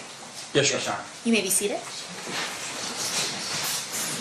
All right, it looks like we are still in playing Exhibit 117. State, you may resume at this time. Thank you. Okay, so Bureau got you guys the rooms at Treasure Island? Yeah. Okay, and it's Magic Johnson party you guys to go to at the Holyfield fight, and you remember it? Who's fan? Family Man, came down in the ring. Remember parachute? Yeah. Oh, yeah. Yeah. To the ring, got beat down. Yeah, they beat his ass. Rock, Newman them beat him up. They beat Yeah, him they down. beat him down, yeah. Ooh, boy. I didn't realize that. That sucks. Sucks to be an I was idiot. just playing a joke or something. No, man. Because threw off their rhythm, man. They was ready to go, and this dude come. It's either him, it was either him or Buster Douglas. When Buster Douglas lost to who? So I think that was Bo Holyfield, because it was a big fight. And I remember Rock was Bo's trainer. Yeah. So, I'm pretty sure, we'll check on it, but. I was with my other girl. Yeah, and we all went down to the MGM with our bottles. After the fight? After the fight, yeah. Was it Buster Douglas and Holyfield? Was it that fight? We'll figure that out. We're not. That detail's not important. So you went to the MGM after the fight, and whose room's there? No, we just met in the lobby by the bar area. Boom. And he like, Magic giving a party. We all stormed over there. That's what Puff said. Matt's giving the party. Then Yeah, let's go over here. And Big was there too. Big was there. Lance, all them dudes was there. So Puff and Lance were together too. I mean, they were in the same crew. I know they ran together, but anyway, go on. That's all right. And that's when they was about to fight. Lance and Puff got in each other's face. His little gay ass, because he had the money. Yeah. Was D-Mac there too all the time? I don't think he was at this one. I don't think he was there. Okay. Okay, so Puffy then. Okay, so you go to the party, and then is there an opportunity where you guys talk with Zip and Puffy again about Tupac and Suge? I know he said it at that room in Anaheim and a couple of times at Greenbacks. Okay. Yeah. Okay, so I'll just put you don't recall. Yeah, excuse me. Yeah, and when D-Mac told me that Zip got the money, oh man. Okay, hold on. When we get to that, Yeah. that's a good point. We got to work our way out. Okay, so this you remember when that fight was as far as dates? And now we're getting into what? Are we in '96 yet? No, we're still like 94, 95, right? 94, early 95. Oh yeah, when that fight happened. And then that's the same time, in the beginning, I think, of 95, when the BET award season is in the beginning of the year, Suge said that fight came along. That was a Source Award, he said that. Yeah. You know how all the awards started, January, February, March. And then the fight was in the summer, wasn't it? Wasn't it a summertime fight? Was it hot out there? I think it was winter. So end of the year, end of 94. Yeah. It was Buster Douglas and Holyfield. Okay. Fight. Yeah. All right. Okay, so discussions regarding I'll give you anything you guys want to to take care of those guys, that's like a year and a half, 2 years before it ever actually happens. Maybe about a year. Well, he's Six killed months. in late '96. Yeah. So that would make this, it would have to be late. 95, late 95. Okay, yeah, that's what I'm saying. Yeah. So it's towards early in the year, Yeah, beef yeah. starts, Yeah. comes all the way around, the summer go through. Yeah. Okay. Concerts. Tell us what happened that made it something other than just him frustrated and boasting. Man, I don't have to give you guys anything. I mean, what made it a specific, like, hey, I'm serious, I want you guys to kill these guys? I mean, When he told me the greenbacks. how'd that go? Like, what was the conversation? And who's he? Who? Huh. Puff said. Yeah. Okay. This is specifically at Greenbacks, right? Yeah. How's it go? How's the conversation go? I mean, okay, listen, I'll do it, but I need $500,000, or, you know, I've got somebody who will do it, but I need 300. I mean, we need really specific details regarding that. Yeah, we wanted $1 million. Okay. All right, so you meet him at Greenbacks for lunch or dinner or what? This was dinner in the Okay. evening. Who else was there? Shit, all of us, Corey, everybody. And everybody's listening to this All of conversation? Huh? Everybody's hearing this conversation between you and Puff? What was he talking about? Just you? Talking to me. We had went downstairs. 'Cause when we got there, we was laughing at him. Because he was with this broad that sucked dick. Just sucked every dick in there. He all hugged up, kissing with her. We was laughing like a woman. Like, man, what you laughing at, dog? Man, don't just come out here getting any broad, dog. You know? I took him downstairs and he's like, man, I gotta get rid of them dudes, man. It's gonna be a problem. Is Zip there with you? Yeah, Zip was, yeah. At that conversation? No, you weren't at the conversation. It was just me and him. So he tells you seriously, man, I need to get rid of these guys. I mean, he's looking at you in the eyes and Yeah. he's like scared. Yeah. He's scary, dude. Still is, huh? Yeah. Now, when he asked about it, he always said both of them, when he said should mostly, or he just always talking both of them? That when he had Boy on after he made the record. But before that, it was just should. Yeah. And then after Hit 'em Up came out, Yeah, that pissed them off. so he's like, kill both of them. Yeah. So there's got to be two separate conversations then. Yeah. 3 or 4. right? Or, yeah. So was Anaheim was just about Suge? Anaheim was about both of them. Okay. Anaheim was about both of them. And he said it in front of all those people. I couldn't believe it. You know what I'm saying? In Anaheim? Yeah. Whole room full of Crips. You know, they motherfucker go after his ass. Yeah. Okay, so he tells you, I need to get rid of them. At Greenbacks, you and him down the stairs, and you tell him, I do it for $1 million? Yeah. Then when that shit popped off, he Zip like, shit, this y'all perfect, you know. Yeah, I'm like, man, we ain't got no pistols. He came over with pistols. Okay, so he says, you tell him we'll do it for $1 million, and he's like, okay, I'll do it for $1 million. Yeah. He agrees. You shake on it or something like that. Yeah. What happened? Gentlemen, he like, man, we'll wipe their ass out quick. You know, it's nothing. Consider that done. You know, that's easy. Did he front you any money or anything? No, he didn't. But after it happened, he called, what's the name? Zip. Is that us? That's us? And the broad was even calling Faith. Yeah, that's us. You know? She wanted it done too? She was calling Zip. Is that us? That's us? I'm like, yeah, that was us.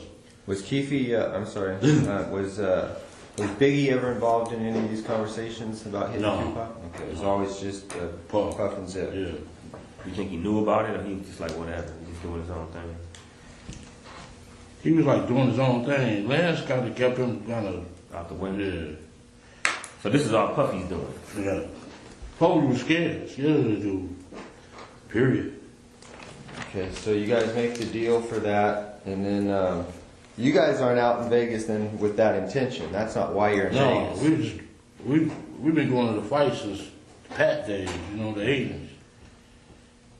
So y'all geared up to go to Vegas, and y'all was going anyway, not even knowing who else was going to be down there. Nothing. Not knowing if Pac and shit was going We to be ain't down had no pistol. We ain't had no pistols down there, and shit, it was right there. This is your perfect opportunity, baby. That was Zip talking? Yeah. Because of what happened with Yeah. Wayne? Yeah. Y'all see the surveillance I got in the car with him, in that Benz. The brawl was in there first. Foxy Brown. She was in? She was in the car with him. Okay. And he told her we need to handle some business. So she got out and I jumped in the car. He had a little secret compartment. The thing popped out.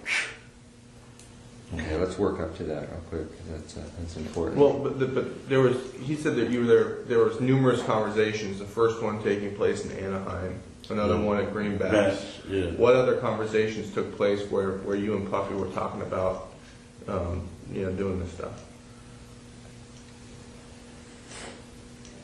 So fucking long, man.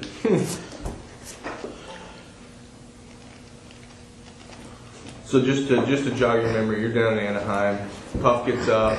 He says, I'll do anything to get rid of these guys.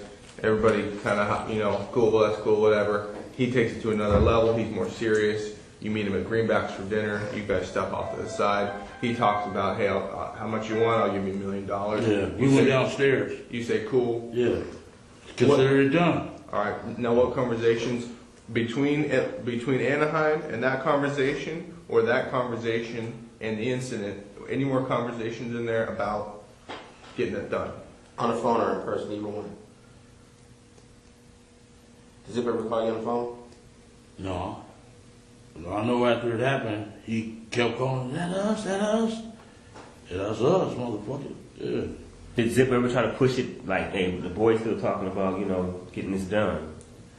Yeah, he just said that's our perfect opportunity. That's it. But in between, he never said nothing, like he was trying to, like, almost broker it. Like, yeah, I talked to Puffy, asked him, y'all gonna do that still.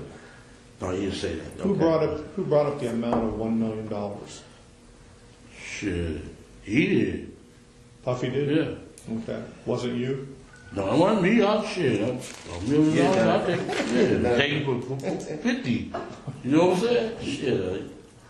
So he brought up them $1 million. Yeah. Them project dudes will kill your ass for $1,500. You know what I'm saying? Shit. Tell me about that. So basically, all right, then you guys are here to go to Vegas. Y'all had planned to go to Vegas a couple weeks, got the hotels. Yeah. And then who all drives out there? All you guys is. All of us, yeah. We had left from Greenbacks. Give me 1 second.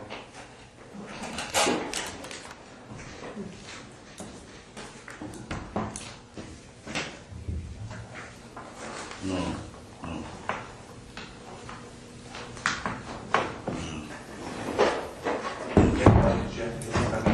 Okay, so y'all, is everything good? Yeah, everything good. So y'all gear up to go down there. Y'all caravan down there. Yeah. How many cars? We went to Greenbacks. It was me, Zip. It was Zip drove that van. Cam drove that van. And I drove Cam? Yeah. Okay. And I drove what was that, a Malibu or something? Not a Malibu, but a Century. What's that, by a Buick? Buick Century? Yeah, I drove a rental Century. And y'all left from Greenbacks like about what time? A couple days before? Maybe about, was it Thursday night? I think it was a Thursday night. We left from there. Fight was Saturday. Okay, it was probably Friday we left. Friday evening when Zip looked like he got picked up by a helicopter how fast we got there for us, so once we got there, started kicking it, partying and all that old shit. Y'all staying at the Monte Carlo? Yeah. Okay. And who got the rooms for you at the Monte Carlo? My wife, it was on my wife's name. Okay. Y'all pay for them? They had comps. Lane had comps at MG, not the MGM, but Excalibur. Because of gamble. Yeah. Okay. I'm sorry, Greg. No, that's right. I got thrown off track for something. We were in Greenbacks. They have the discussion and everything.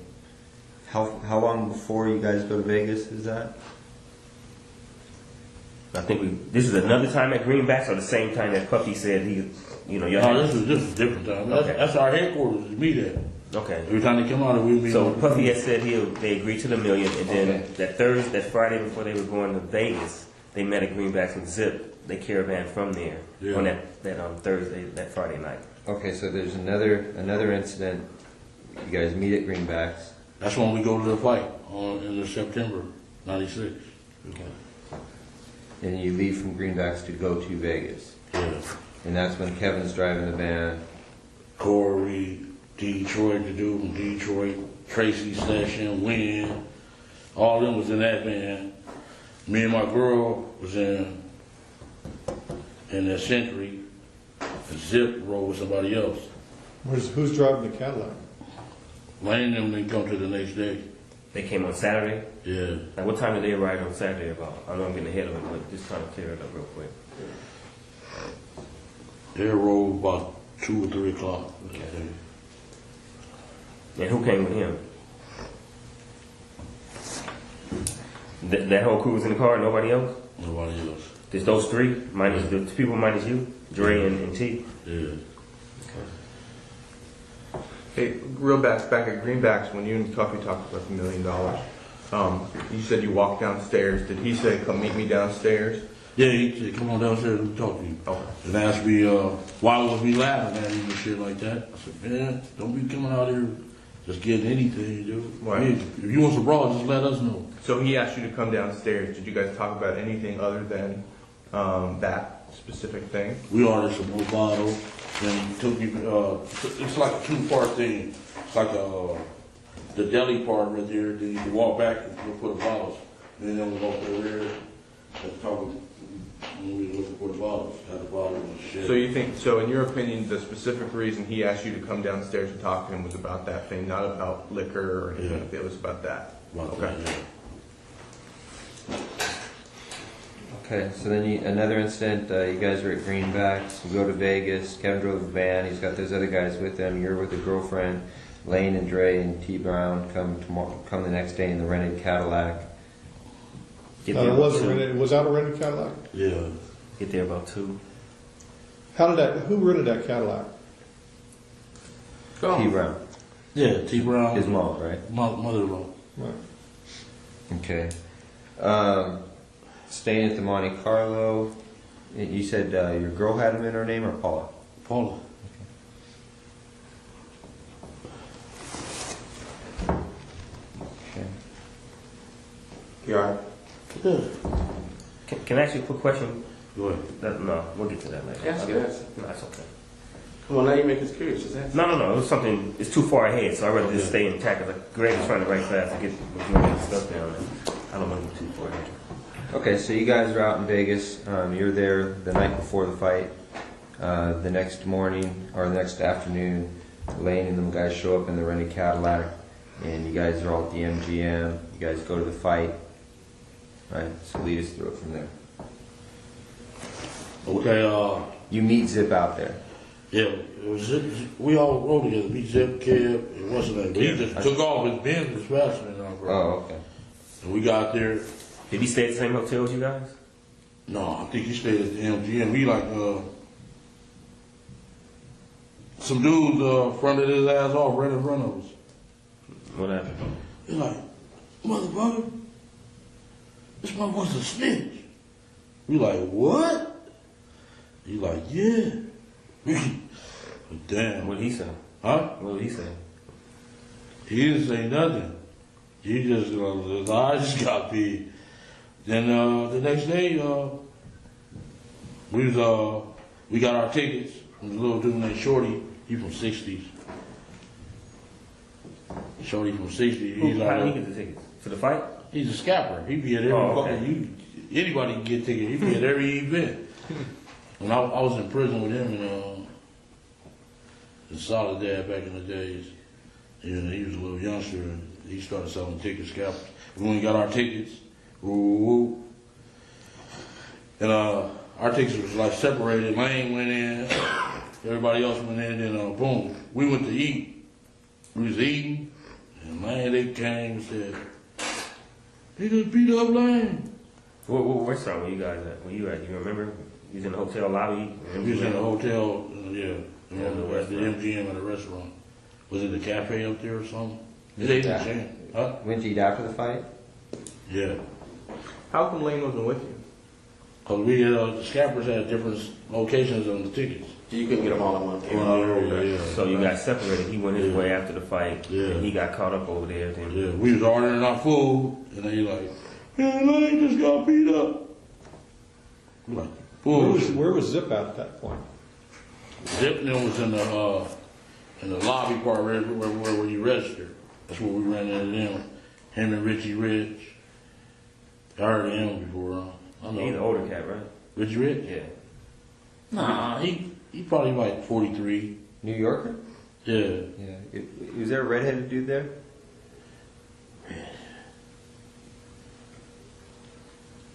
I know Richie Rich was there, and Richie Rich. There was a few New Yorkers though, was with Zip. Like, man, y'all need some help? We got this. That's what they said?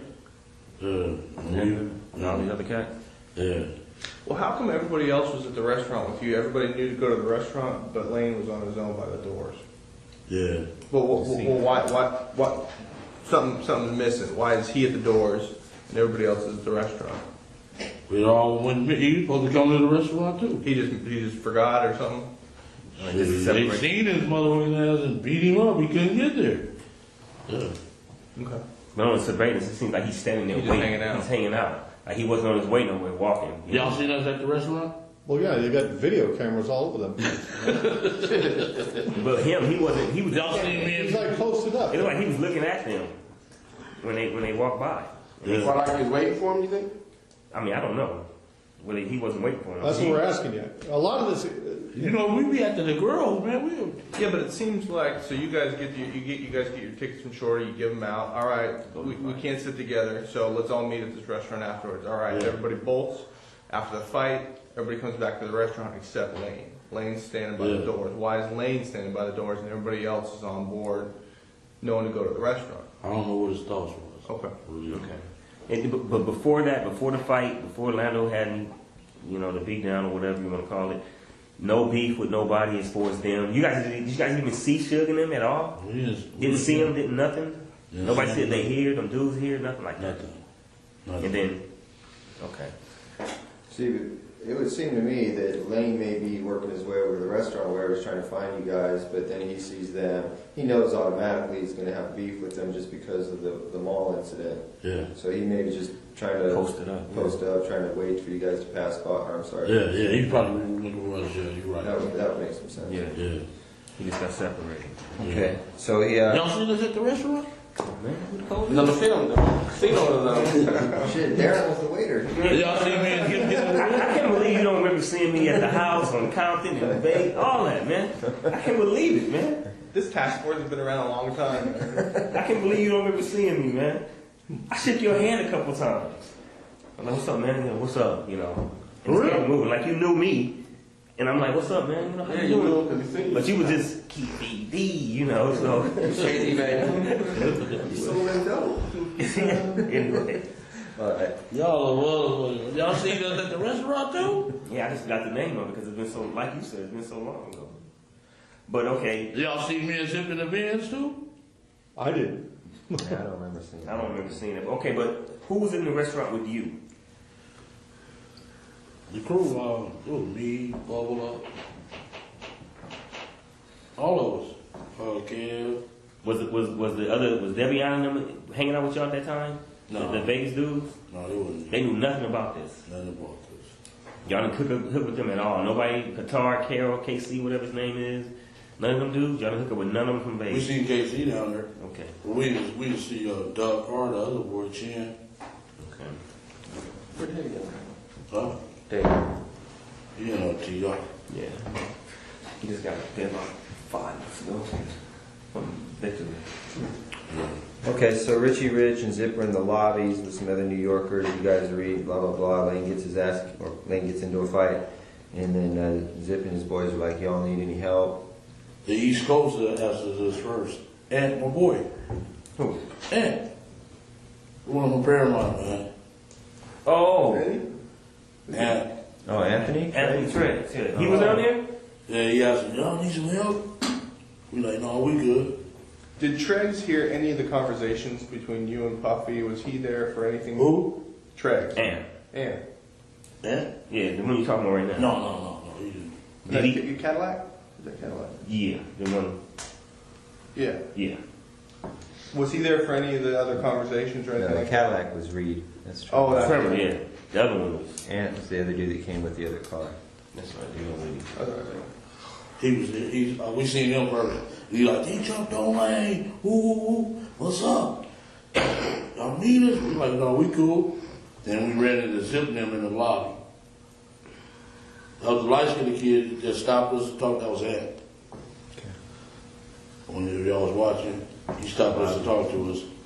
And we met zipping them in the lobby. We went all out to the parking lot to get the cars. Okay, let's stop right there. The whole crew? Yeah.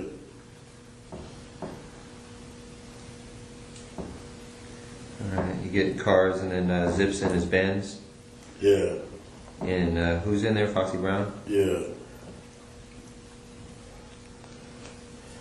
And does she get out or he tells her to get out or what? Yeah, he told me to get the handle something. Because he told me in the lobby that he had some jimmies. Some what? Had a jimmy.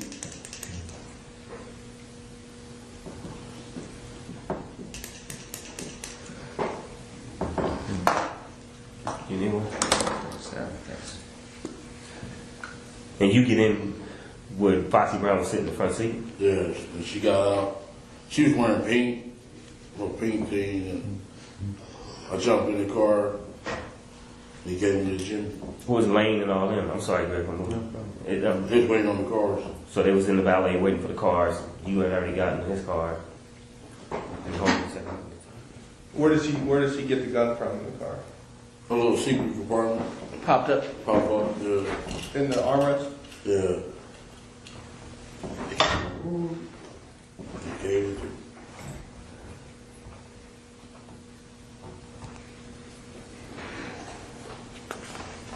Was it a Glock? Yeah. 40? Yeah. And I ain't ever told nobody that story, man. Doesn't it feel good, man? Get it off your chest? It's been weighing you down, man, for 20 years. I don't know who can I ask you one question though? Oprah's gonna be like, Mr. Davis, we really appreciate it. And then you give me like this, to read my book. Hey, but I just want to ask one thing though. One thing. Y'all heard that story before though? Before I told you. Not that part? No, never heard that part before. No, I haven't. About Zip? I knew about Zip. You know about Zip. Gave the gun? We Don't do that. Yeah, but not about the pop-up thing. Pop up. Little particular things in between. But we're on track. I'm just saying y'all knew. We knew Zip had given the gun, but we didn't know that you went to his car to get it, so. Stuff like that. Let me tell you, This dude punked me though that morning in the garage though. I ain't gonna lie. He Yeah. got me good, dog. I ain't gonna lie. You gotta pray me good. He good. He like, well, I got some shit gonna break your heart. Gonna break you to your knees. That's what bothers me. That's what got me, dog. Other than that, I would have went out hard. I'm gonna lose my house. Fuck them. You know what I'm saying? Yeah, but that got me though, dog. He said, "God, some shit gonna break your heart. Gonna break you to your knees." I already knew what it was. I said, "Oh, they got me, dog." I gotta write that one down, man. Put that in the book. I got some shit gonna break your heart. Gonna break you down to your knees. Keep you See, deep. he can deliver it. I'd be like this. I got some shit that's gonna break your. That wouldn't just sound right. You got me on that, dog. Other than that, I was like, "Fuck y'all." I was gonna go on in, man. Because I know I am you. I know how you think. I'm from the same place you from. Oh, So I know kind of what to Where say. you from? You from the We neighborhood? don't need to talk about that. you don't even want to know. You so proper, man. You know what? That's about education a little bit. Yeah, so proper now. You got me on that one, dog. Then I said, "Break my heart, then." And I thought about it all over that week. I said, "Oh, they got me, dog. They gonna give me the death penalty." Yeah, man. Yeah. It was a stretch, man. Yeah, it's been a stretch. But okay, will we agree? Okay, so we get the gun out of the armrest. Zip gives you the gun. It's a 40. I assume you check it, loaded. You get your own ammo. How's that happen? It's already loaded. Or It's what? already loaded. You just put one up. Okay, where do you go to? What do you tell Zip right then? What's that? Do you tell Zip, hey, we're gonna go handle this shit or whatever? Yeah, they asked like, do y'all want us to come? We like, we know where them motherfuckers at. They was telling us that they gonna be at the 662 club. Who was saying that? Everybody. Everybody out there? Yeah, everybody. They giving the concert. Well, how do you know that Zip's got a gun? Does he tell you? He told us in the lobby when I met him in the lobby. I got one. Did you ask him? Do you have one, or he just tells you, hey, I got one? Yeah, that's when they asked, do we need some help? I got some Jimmy. Like, yeah, okay, cool. All right. But only one he gave you. Yeah. And so KC went to go get some guns, but he never did get back with us. So it was a lot of people out there and asking you guys, Southsiders or Lando, like Trey and who else? Just the East Coasters asked us first, the East Coast Crips. Uh-huh. Then the New Yorkers asked That's us. it, okay. We like, we don't need y'all, we good. Yeah, okay. Then y'all, you get the heat, you get out of the car with Zip after everything. What do you say to him? Like, man, we're gonna handle this like great. Yeah, we're gonna go out. He's like, yeah, it's your perfect timing, you know. Okay, then you jump out of the car, and then what happens? I got in the van with the busters. You know what I'm saying? Who's in the van? Where do you put the gun? What do you do with it? Put it on the thing. Yeah. Yeah. Okay, so Keith, you get in the van with who? Corey, Wynn, Kev, Wynn cousin Tracy Sessions, and some dude from Detroit. And they was, Lane them said they had a gun up under the hood. In the rental car? Yeah, they put one up under the hood. So, okay, that's cool. So we go to the 626. I'm sorry, real quick though. Lane's in the van too at that time or no? No, they in the Cadillac.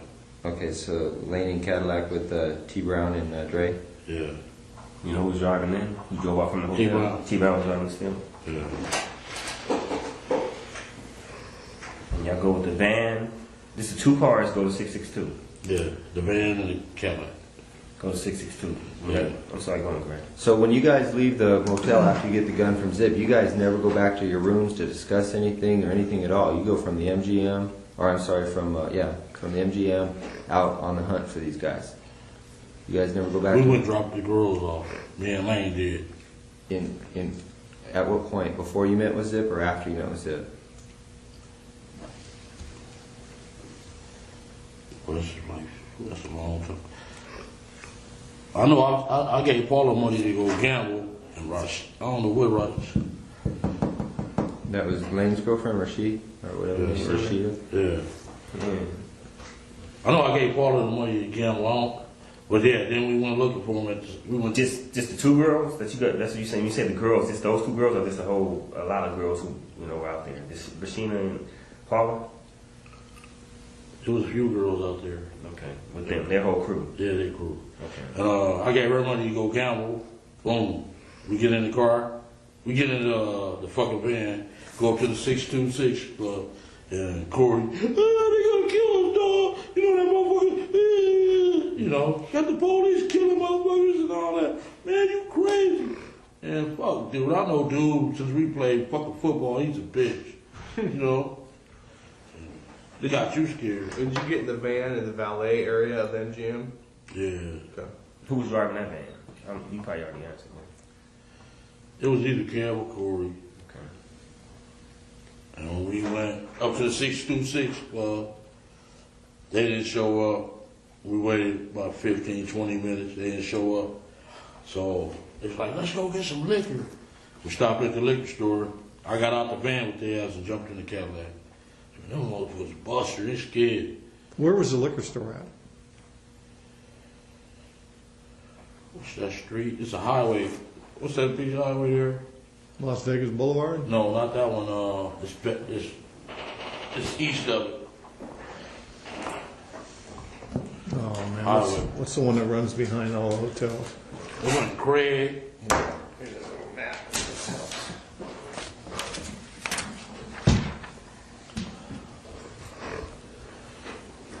They may or may not be on that map. That's just the intersection where they kill him. Yeah. This east of this. Just a little liquor store. Yeah. It was a little, what was it, 7-Eleven or something? Real close to the 626 club? Yeah. 662 club? It's a big highway. It's in Merlin Boulevard. One of them.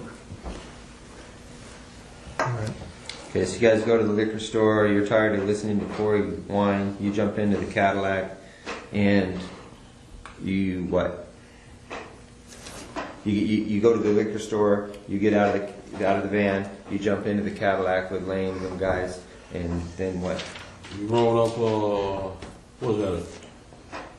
Was that Harmon? There is a Harmon on there. Harmon Street's on there if you can see it.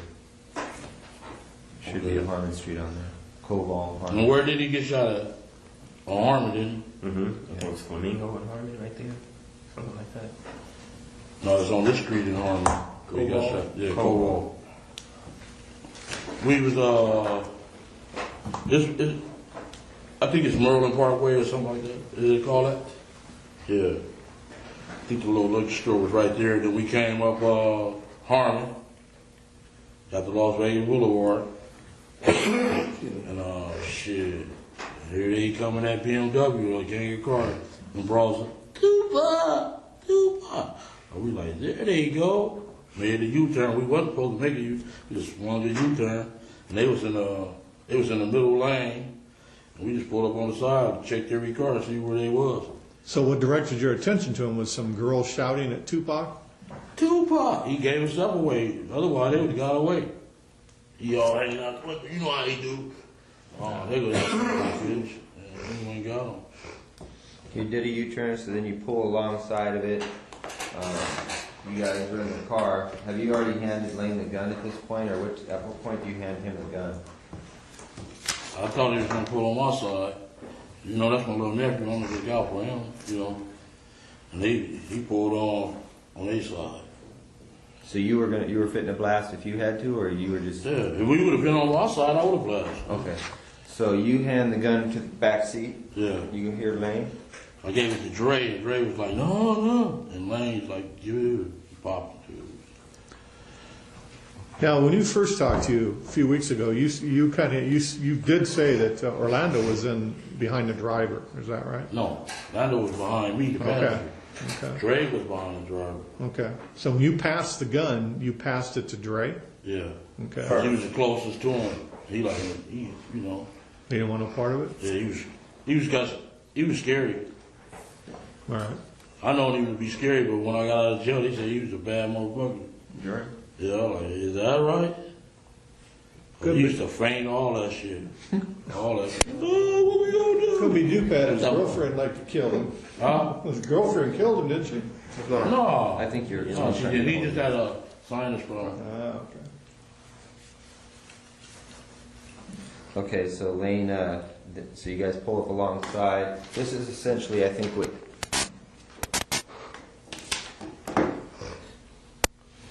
Yeah. You guys pull alongside, that's essentially what you see. Yeah. So you had But he had the window open. The window down up. Oh, was it tinted or no? Or No, he had the window up. Okay. So he wasn't out yelling at the girls at that time? No, he was there, rolled back up the window when he went on up the street. Okay, Lane starts blasting. You say Shug looks over, he sees you. He looks right at you. Yeah, he looked at me. Okay. Why are you looking right at me? Fucking known each other since we were 7, 8 years old. When he looks over at you, and then, Tupac's busy getting shot. Evidently, the story is Tupac's trying to either get out of In the the line. back seat or something. Yeah, what do you see happening inside of their Jumping car? in. I seen a bullet going Shug head. I thought he was dead. You see He his must head? have scraped him or something in the head or something. He a piece of glass went into his neck right here. And he had a thing in his head. Yeah, a too. little grade on Yeah, it. he got a grade on his Yeah, I thought he was dead. Okay. So, I'm sorry, did you guys stop the the bowler stop the car and just let him get off? Yeah. Then we made the right. Okay, but he stopped for a few seconds while he boom, boom, boom, got off, then he took off. Then we made the right, and some brawls at the sea breeze was following us. Stupid bitches. And we shot their window out, and they stopped. So Tupac's trying to jump in the back seat. And what's Suge doing? Just ducking? Ducking. He couldn't really duck because he was too big, you know? Yeah.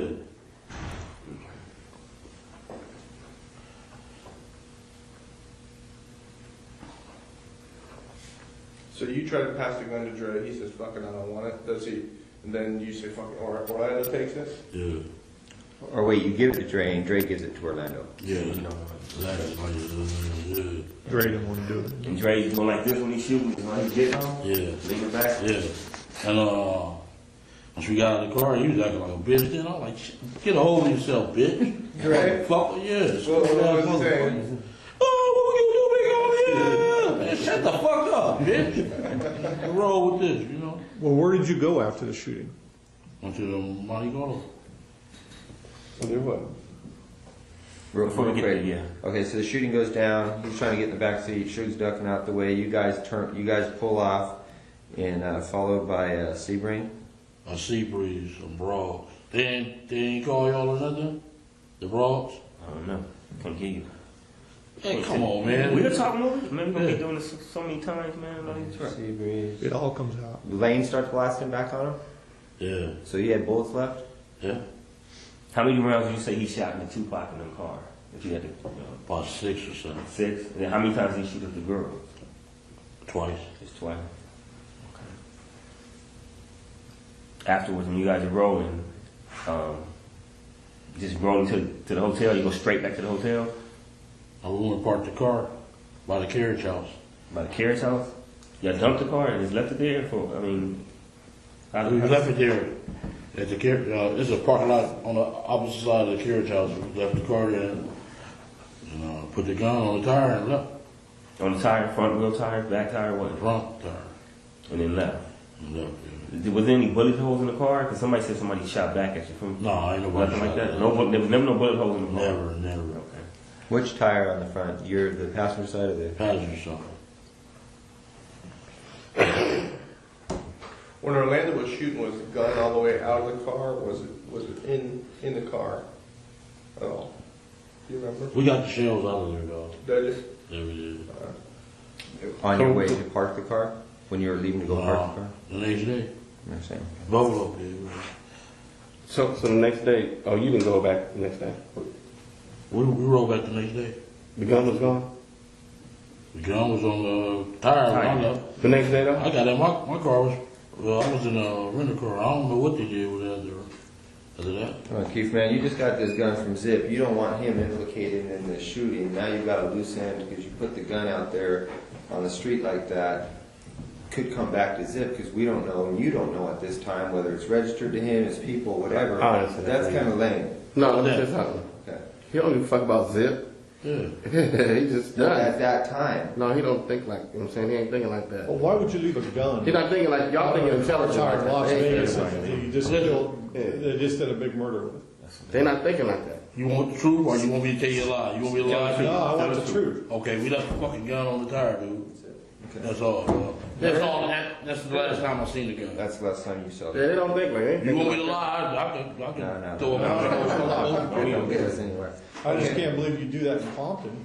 What's No, that? that's what they did. They don't think like that. Yeah. We just left it on the tire. I guess I don't know what T Brown did with it or whatever. What he got? It wasn't our concern. We did what we had to do. Boom. And Plus they don't I drove think back that in they my. Me and Lane drove back in the car.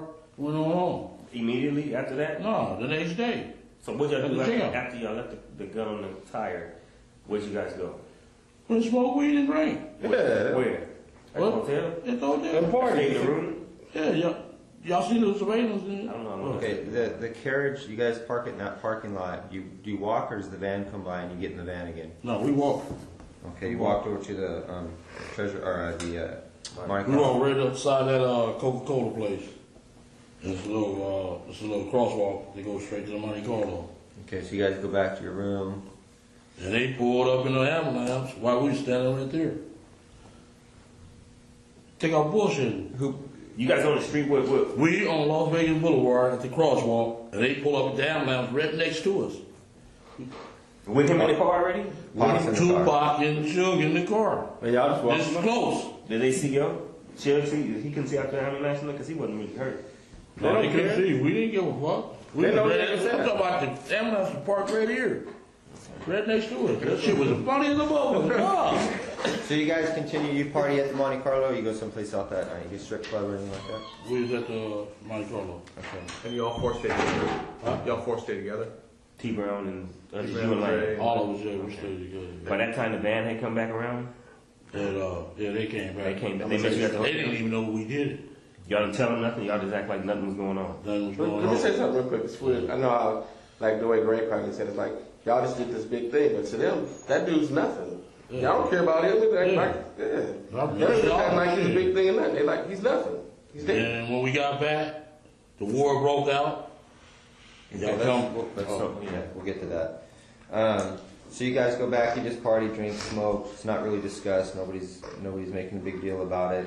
Everyone goes back to their room to go to bed. You talk to the girls about it at all? You tell anybody?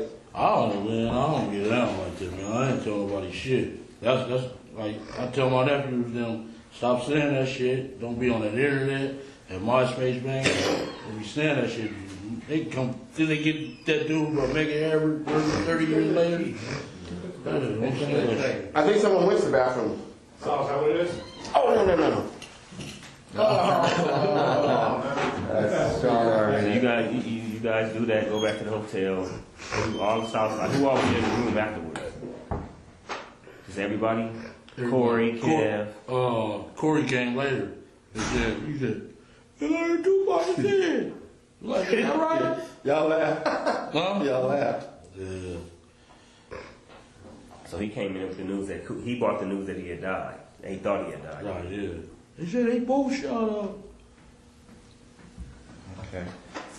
All right, so that night goes by. The next morning, you guys go get up and you go back down to the Cadillac? I didn't ever go back down to the guy. You didn't? Some other people went. Okay. T. Brown, he had to go get the car. Okay, I thought you said you and Lane drove back. Oh, we drove that a Century back. Did you and him? The car. And your Me wife? and my wife. And she was his girl in there too? I think she was, yeah. Okay, so 4 of y'all. Yeah. But during that night, after the shooting, was there any phone calls between you and Zip or you and anybody? No. Nothing. No. It was dead that night. Nothing Yeah. happened. The No next day- communication.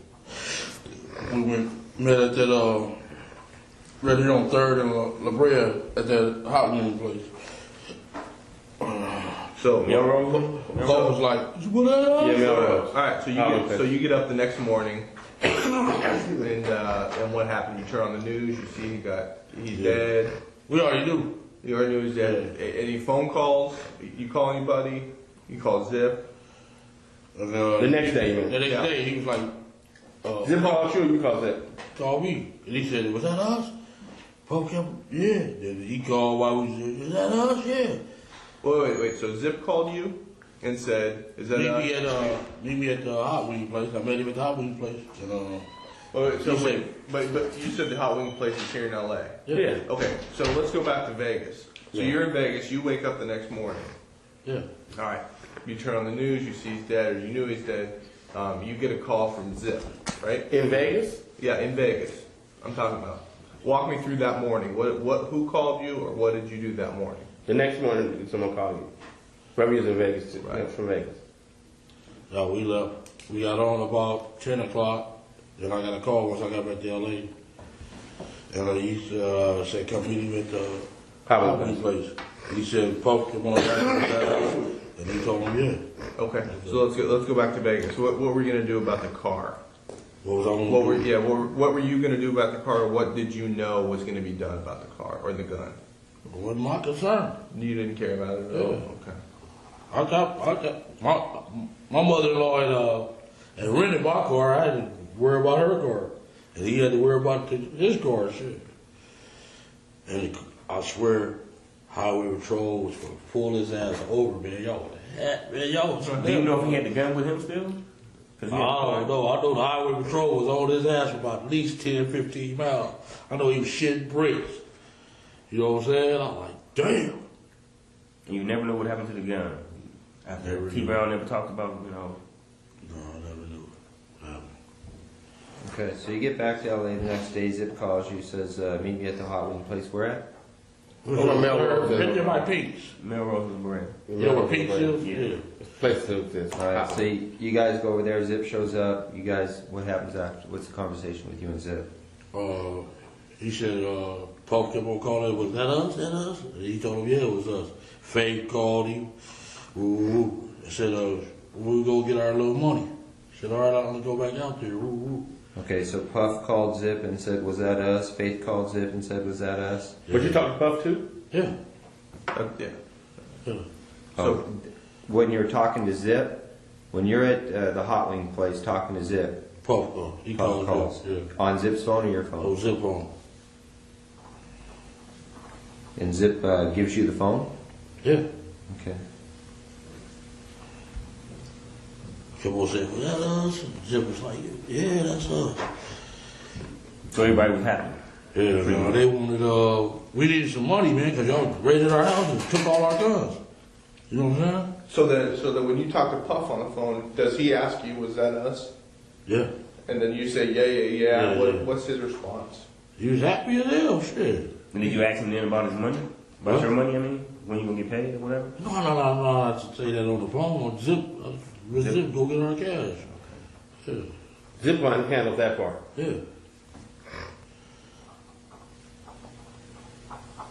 Okay, so you tell Zip we need to get paid. What does Zip say? I'm going to go back home and handle it? Yeah, I'll get back with y'all. Yeah. I said they just took our raided our house and took our guns and all that shit. So, yeah. Okay, the raids occur. Then I gave a beating. That was stupid as hell. For the South Side, we gave a beating and all them motherfuckers told everything. Well, that's when everybody in the whole hood started, you guys. Yeah, man. I shouldn't have did that. That was the fucked upest move I ever made. And was that after the guns were taken from the hood? I mean, police was raiding the houses, or was it before? It was before our I don't remember. I know we gave a meeting at the park in Cerritos. Them bitches went and told everything, man. And everybody, both clicked. I mean, was it Temple and whatever? All of us clicked. Yeah, all came back together. Yeah. Yeah, man, a park in Cerritos. What's the name of that park? Regional Park on Bellflower. It's all in that first affidavit anyway. We read all that shit. Okay, so you called the meeting though? Yeah. Okay. We read that whole affidavit. You know what I'm saying? We know what's up. So you called the meeting to discuss the incident? Yeah. Okay. And then, and everybody like, we heard you got your $1 billion, man. We gonna kick in. You gonna get your punk ass out of my face, bitch. You know? Right. Yeah. Alright, so, meeting takes place, people are complaining, they want the money. You at some point, you reach out again for Zip, or how do you try to get paid? I kept calling his ass. The next time we seen him was, where was his ass at? Was he avoiding you? Yeah. We met him at Roxbury. On purpose? You ran into him, or you guys had a call? We had a meeting. Who set that up? I did. So you called Zip, you finally got a hold of him, you told him I love you? He said, I'm back out here, meet me at Roxbury. That club on Sunset. Yeah. And they were shooting pool, and them Don Woo Riders ready to beat their ass. Who's they? Zip who else? Zip, D-Mac, who was that? Fleetwood. Fleetwood? Yeah. Do the hand with Flint? Yeah. Was Flint out by then? No. Okay, then y'all meet, and then what? We meet? Now, when you have a meeting, is D-Mac and Fleetwood all of them there with you guys? No, it was just me and him. I was talking to him, what's up with your cat? And they ain't gave it to me yet. And D-Mac told me that shit. He said, man, Zip got that money. He like, huh? He didn't tell you that like though, because you thought he was still trying to get the money, right? Yeah. I'm talking about he told me this past summer. And they fell out behind all that shit. When you guys met at the Roxbury, how long how much time passes before, I'm sorry. After that, After Halloween place? No. After the shooting in Las Vegas, how long is it before you guys meet at the Roxbury? Like months? About a month and a half.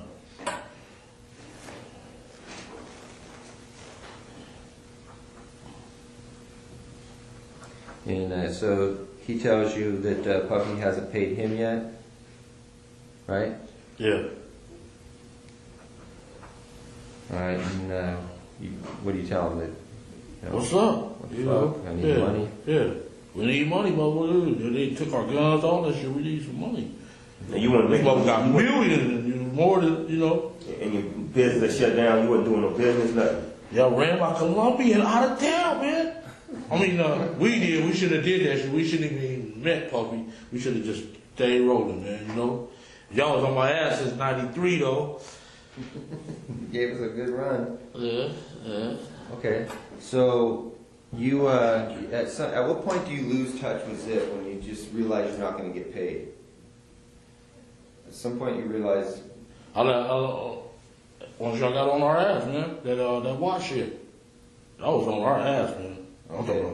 So 96 comes and goes, 97, then you end up you pick up that case. 97. Man, y'all after that shit happened, we couldn't breathe. You know that. Y'all put the heat on our ass like a motherfucker.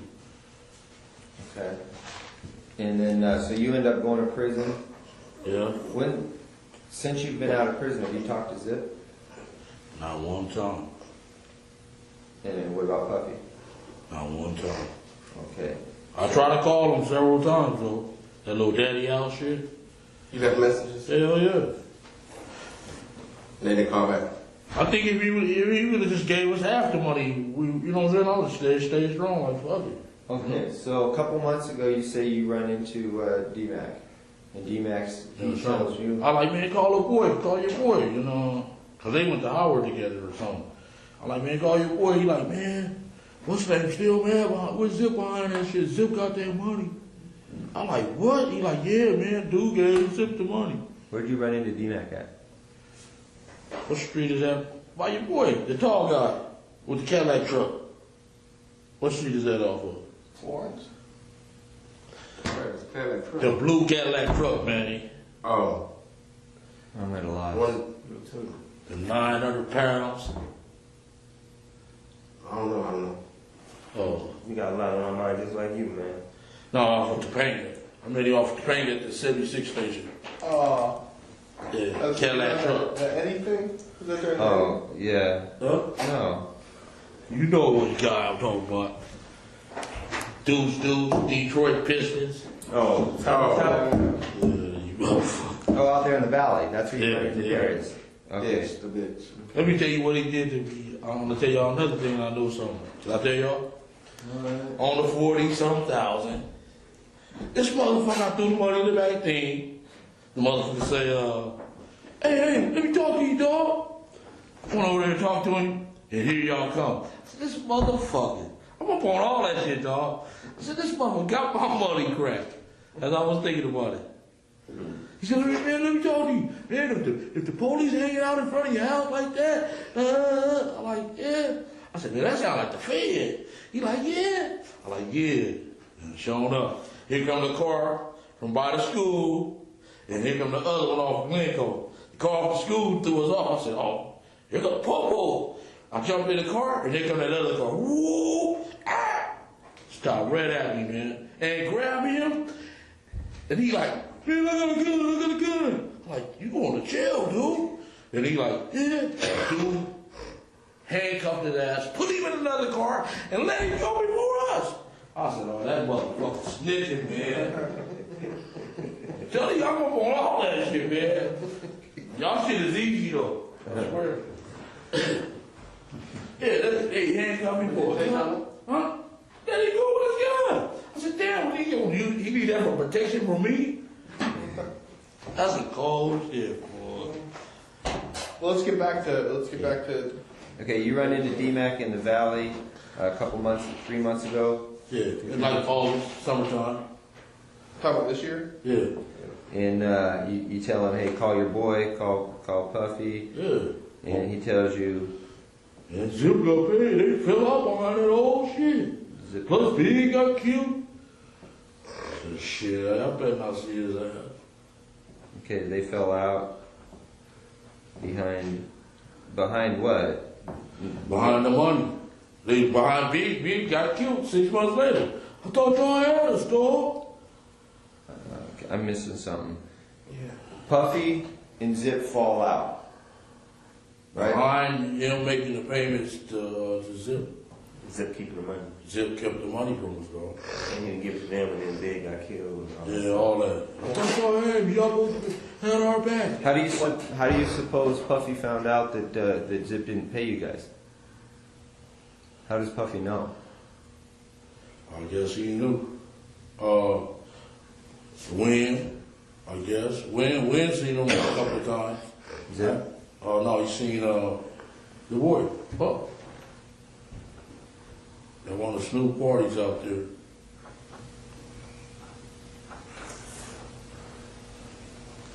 In New York?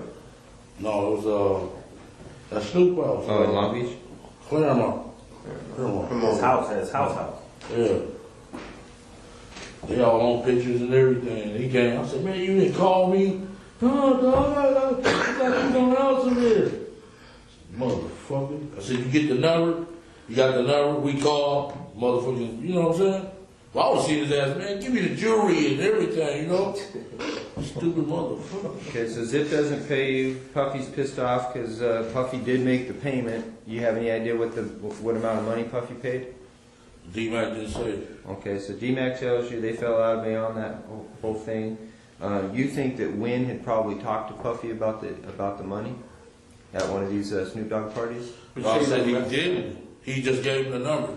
I heard TV out. Ooh, we go to the number. We called him up with a number, phone off.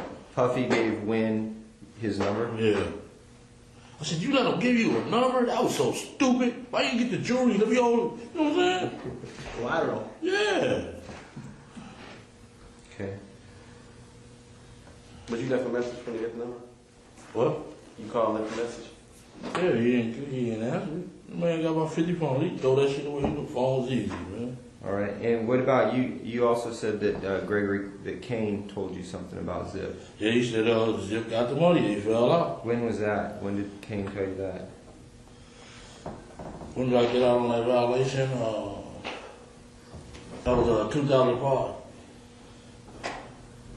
Kane's name is Gregory. Yeah. How about Pete? How much time they gave Pete? Pedro Hill? Yeah. I think he got 5-6 years, didn't he? Ooh. God damn, hurt. Well, this some cold news, man. The game ain't right. I advise everybody to quit, dude. Where were you when Kane told you? Is this when you were back in Richmond or? Care about it. Oh, I only went out there one time. They said I stole $10,000. I said, bitch, I stole $10,000. No, that's your brother saying that. That's not. Yeah. Kevin. That stupid ass motherfucker. He don't know I'm saving his life. $10,000. Oh, you know about that too, huh? Yeah. Okay, so Kane tells you you're over at Kev's house 2005. Kane tells you, man, Zip got that money. How does Kane know Zip? Just from out there in New York. Just the New York connection? Yeah. Everybody knows Zip. Zip's big and a motherfucker out there, man. Yeah. Now, you know Kane's on the run, right? He on the run? Yeah. Oh. You have any contact with him at all? I thought his ass was snitching because he got caught with 12 keys. Yeah, he boned out on that. He did? Yeah. I ain't got no contact. He be up in Baltimore. Right there by that school. By the way, do you know if Gregory Brooks, if his people back in Baltimore are the Brooks brothers that were in the newspaper like a couple years ago behind that big bus? No. You don't know if that's his brothers? No. Gregory, that's my cousin. Okay. Yeah, I know he was sending stuff to Baltimore, but wasn't he, the Brooks brothers from Baltimore, you don't know who they are? No, he ain't no kidding me. Okay. Yeah, his brother named Garfield. And he phone company, man. Gregory quit. Gregory, Craig, all of them. All my older brothers and shit quit that shit. Yeah. Yeah. My Greg's sons, both of them in jail. One of them in jail, aren't they? Yeah. They banging and stuff, huh? Y'all is up our ass, huh? Yeah, man. Lil Lane better watch out. Craig's brother, he out there. Why you gonna stop him from doing what he doing? He out there banging and stuff, ain't he? Who? Craig's little brother. They call him Lil Lane or whatever. Craig's son. They call him Little Lane? Something like that. No, they don't. Mando or some shit. I don't know. Something like that. Baby Nano? Yeah. So I think one of the last things is, what makes you think though that now that you'd be able to talk to either like Zip or somebody in person? KPD, I know I got you. I know you're KPD, but listen, they had a fall. Seriously though, I mean this is.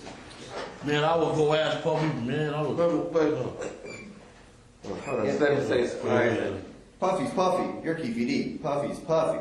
Okay, and now he knows that, you know, you can't afford to be making any mistakes right now about the ghosts that are in his closet. And, you know, all of a sudden Keefy D comes up out of nowhere and starts wanting to talk about the murder of Tupac. He couldn't really come like No, that. I ain't gonna come back. Give me my money, man. No, my money. But I'm saying he ain't, I'm just, from my standpoint, he wouldn't just come up to him like that. He'd have to create a scenario where he'd feel comfortable. Then let's talk about creating like, a I give you an scenario. example of what I would think. Like, maybe like... All right, y'all find out where he at in the club. Just hold on, no, listen to me. You wouldn't just have him just pop up on the dude. No. You create a situation maybe like where Keefy was in town, he was doing well, maybe Keefy had a business that he was putting together, a clothes business or something like that. He'd come at him like that, and then they would kick it, and then the conversation would come up. I mean, you wouldn't just have him just walk up on him like that. Right. We don't know how to create that. That's why we need your guys. Because, I mean, Puffy, You want my input? give me an example. Let me finish. Exactly what I want. Is your How you think you can have? You looking for him? No. I've been looking for his ass. Believe me. You know that too, right? Yeah. When I run into at the club, when he got that walk of fame, motherfucker, I was right there. But what I'm saying is, that store. But what I'm saying There was is, too many of y'all around here. he's not going to just give you a straight conversation. He's going to feel comfortable. So you got to create something that's comfortable for him.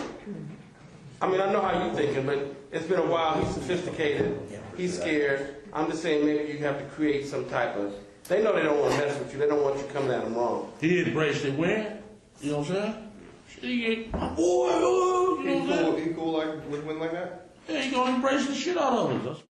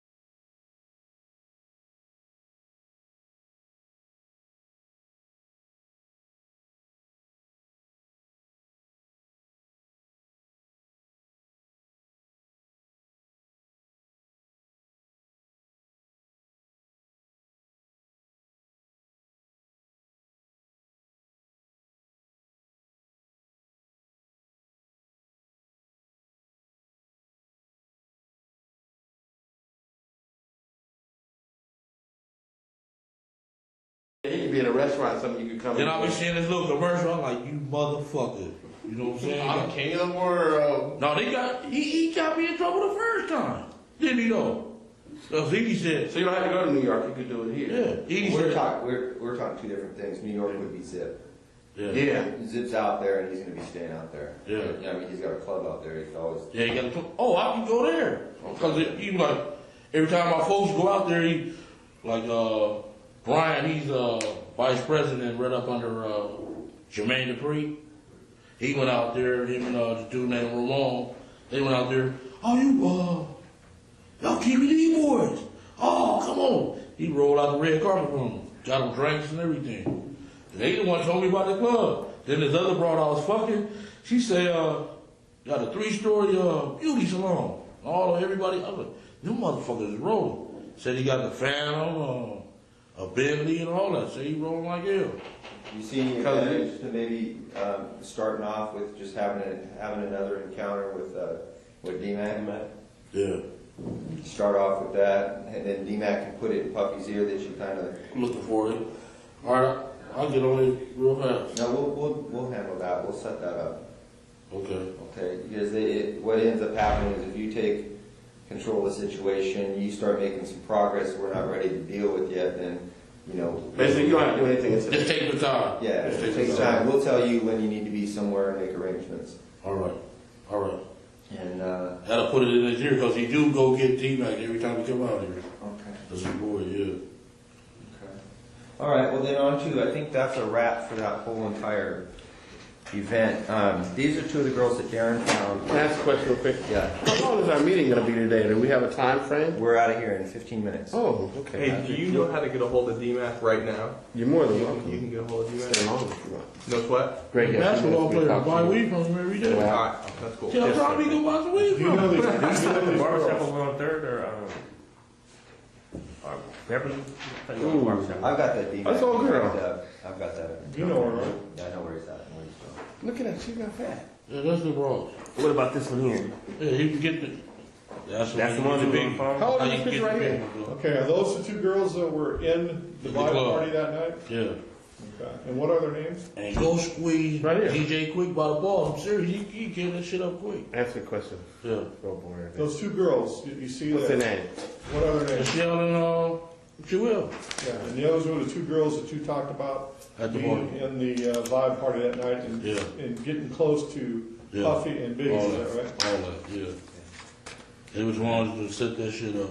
For sure. Now you know that from being there, or you know that from That's after? it. Being here, dog.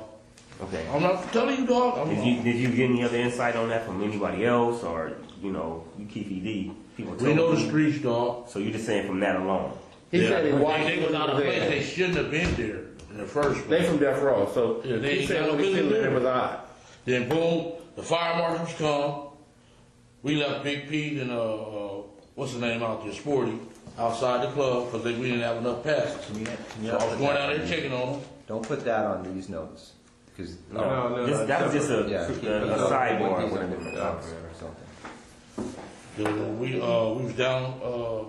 Fire marshal was down there. The Big Pete and Sporty from Great Street was down there, and I went down there to check on them. Then the fire marshal said they was gonna close the place. Bloods was out there. It was ready, dog. We're gonna get into all that another time, man. But that's some stuff we gotta touch on too. Yeah. These are pictures in there. All right, get your freaking flyers miles ready, man. All right. What's that tag? Which road? I'm gonna see you sooner or later. So One last thing. See me. Come on. I'm gonna see you sooner or later, man. Somebody gonna come You over and here and gonna tell Eddie, me. you and Eddie were Sellies, right? Yeah, we honky. Where were you guys? That was in.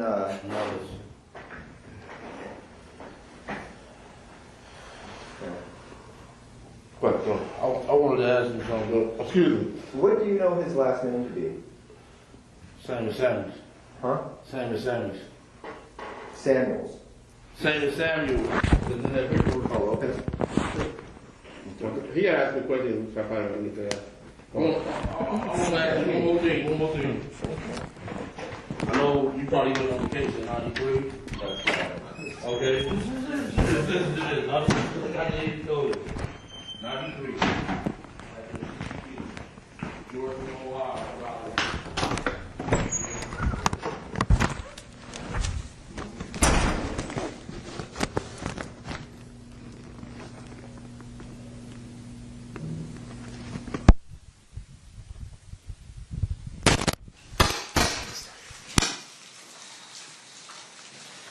Okay, it appears as though Exhibit 117 is now over. Anything else that you wanted to present today, State?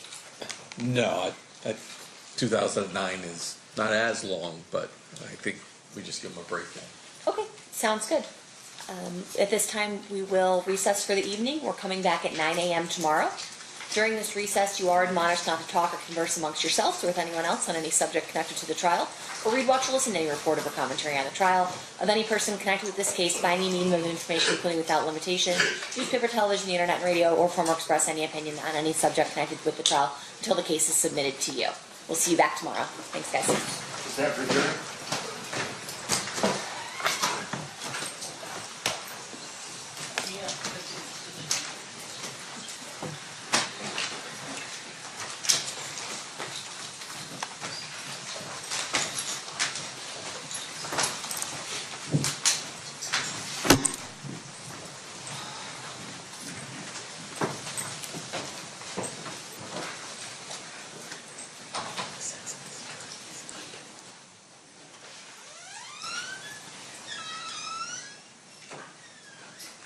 The record of jury has exited. Anything we need to address outside the presence? Nothing from the state.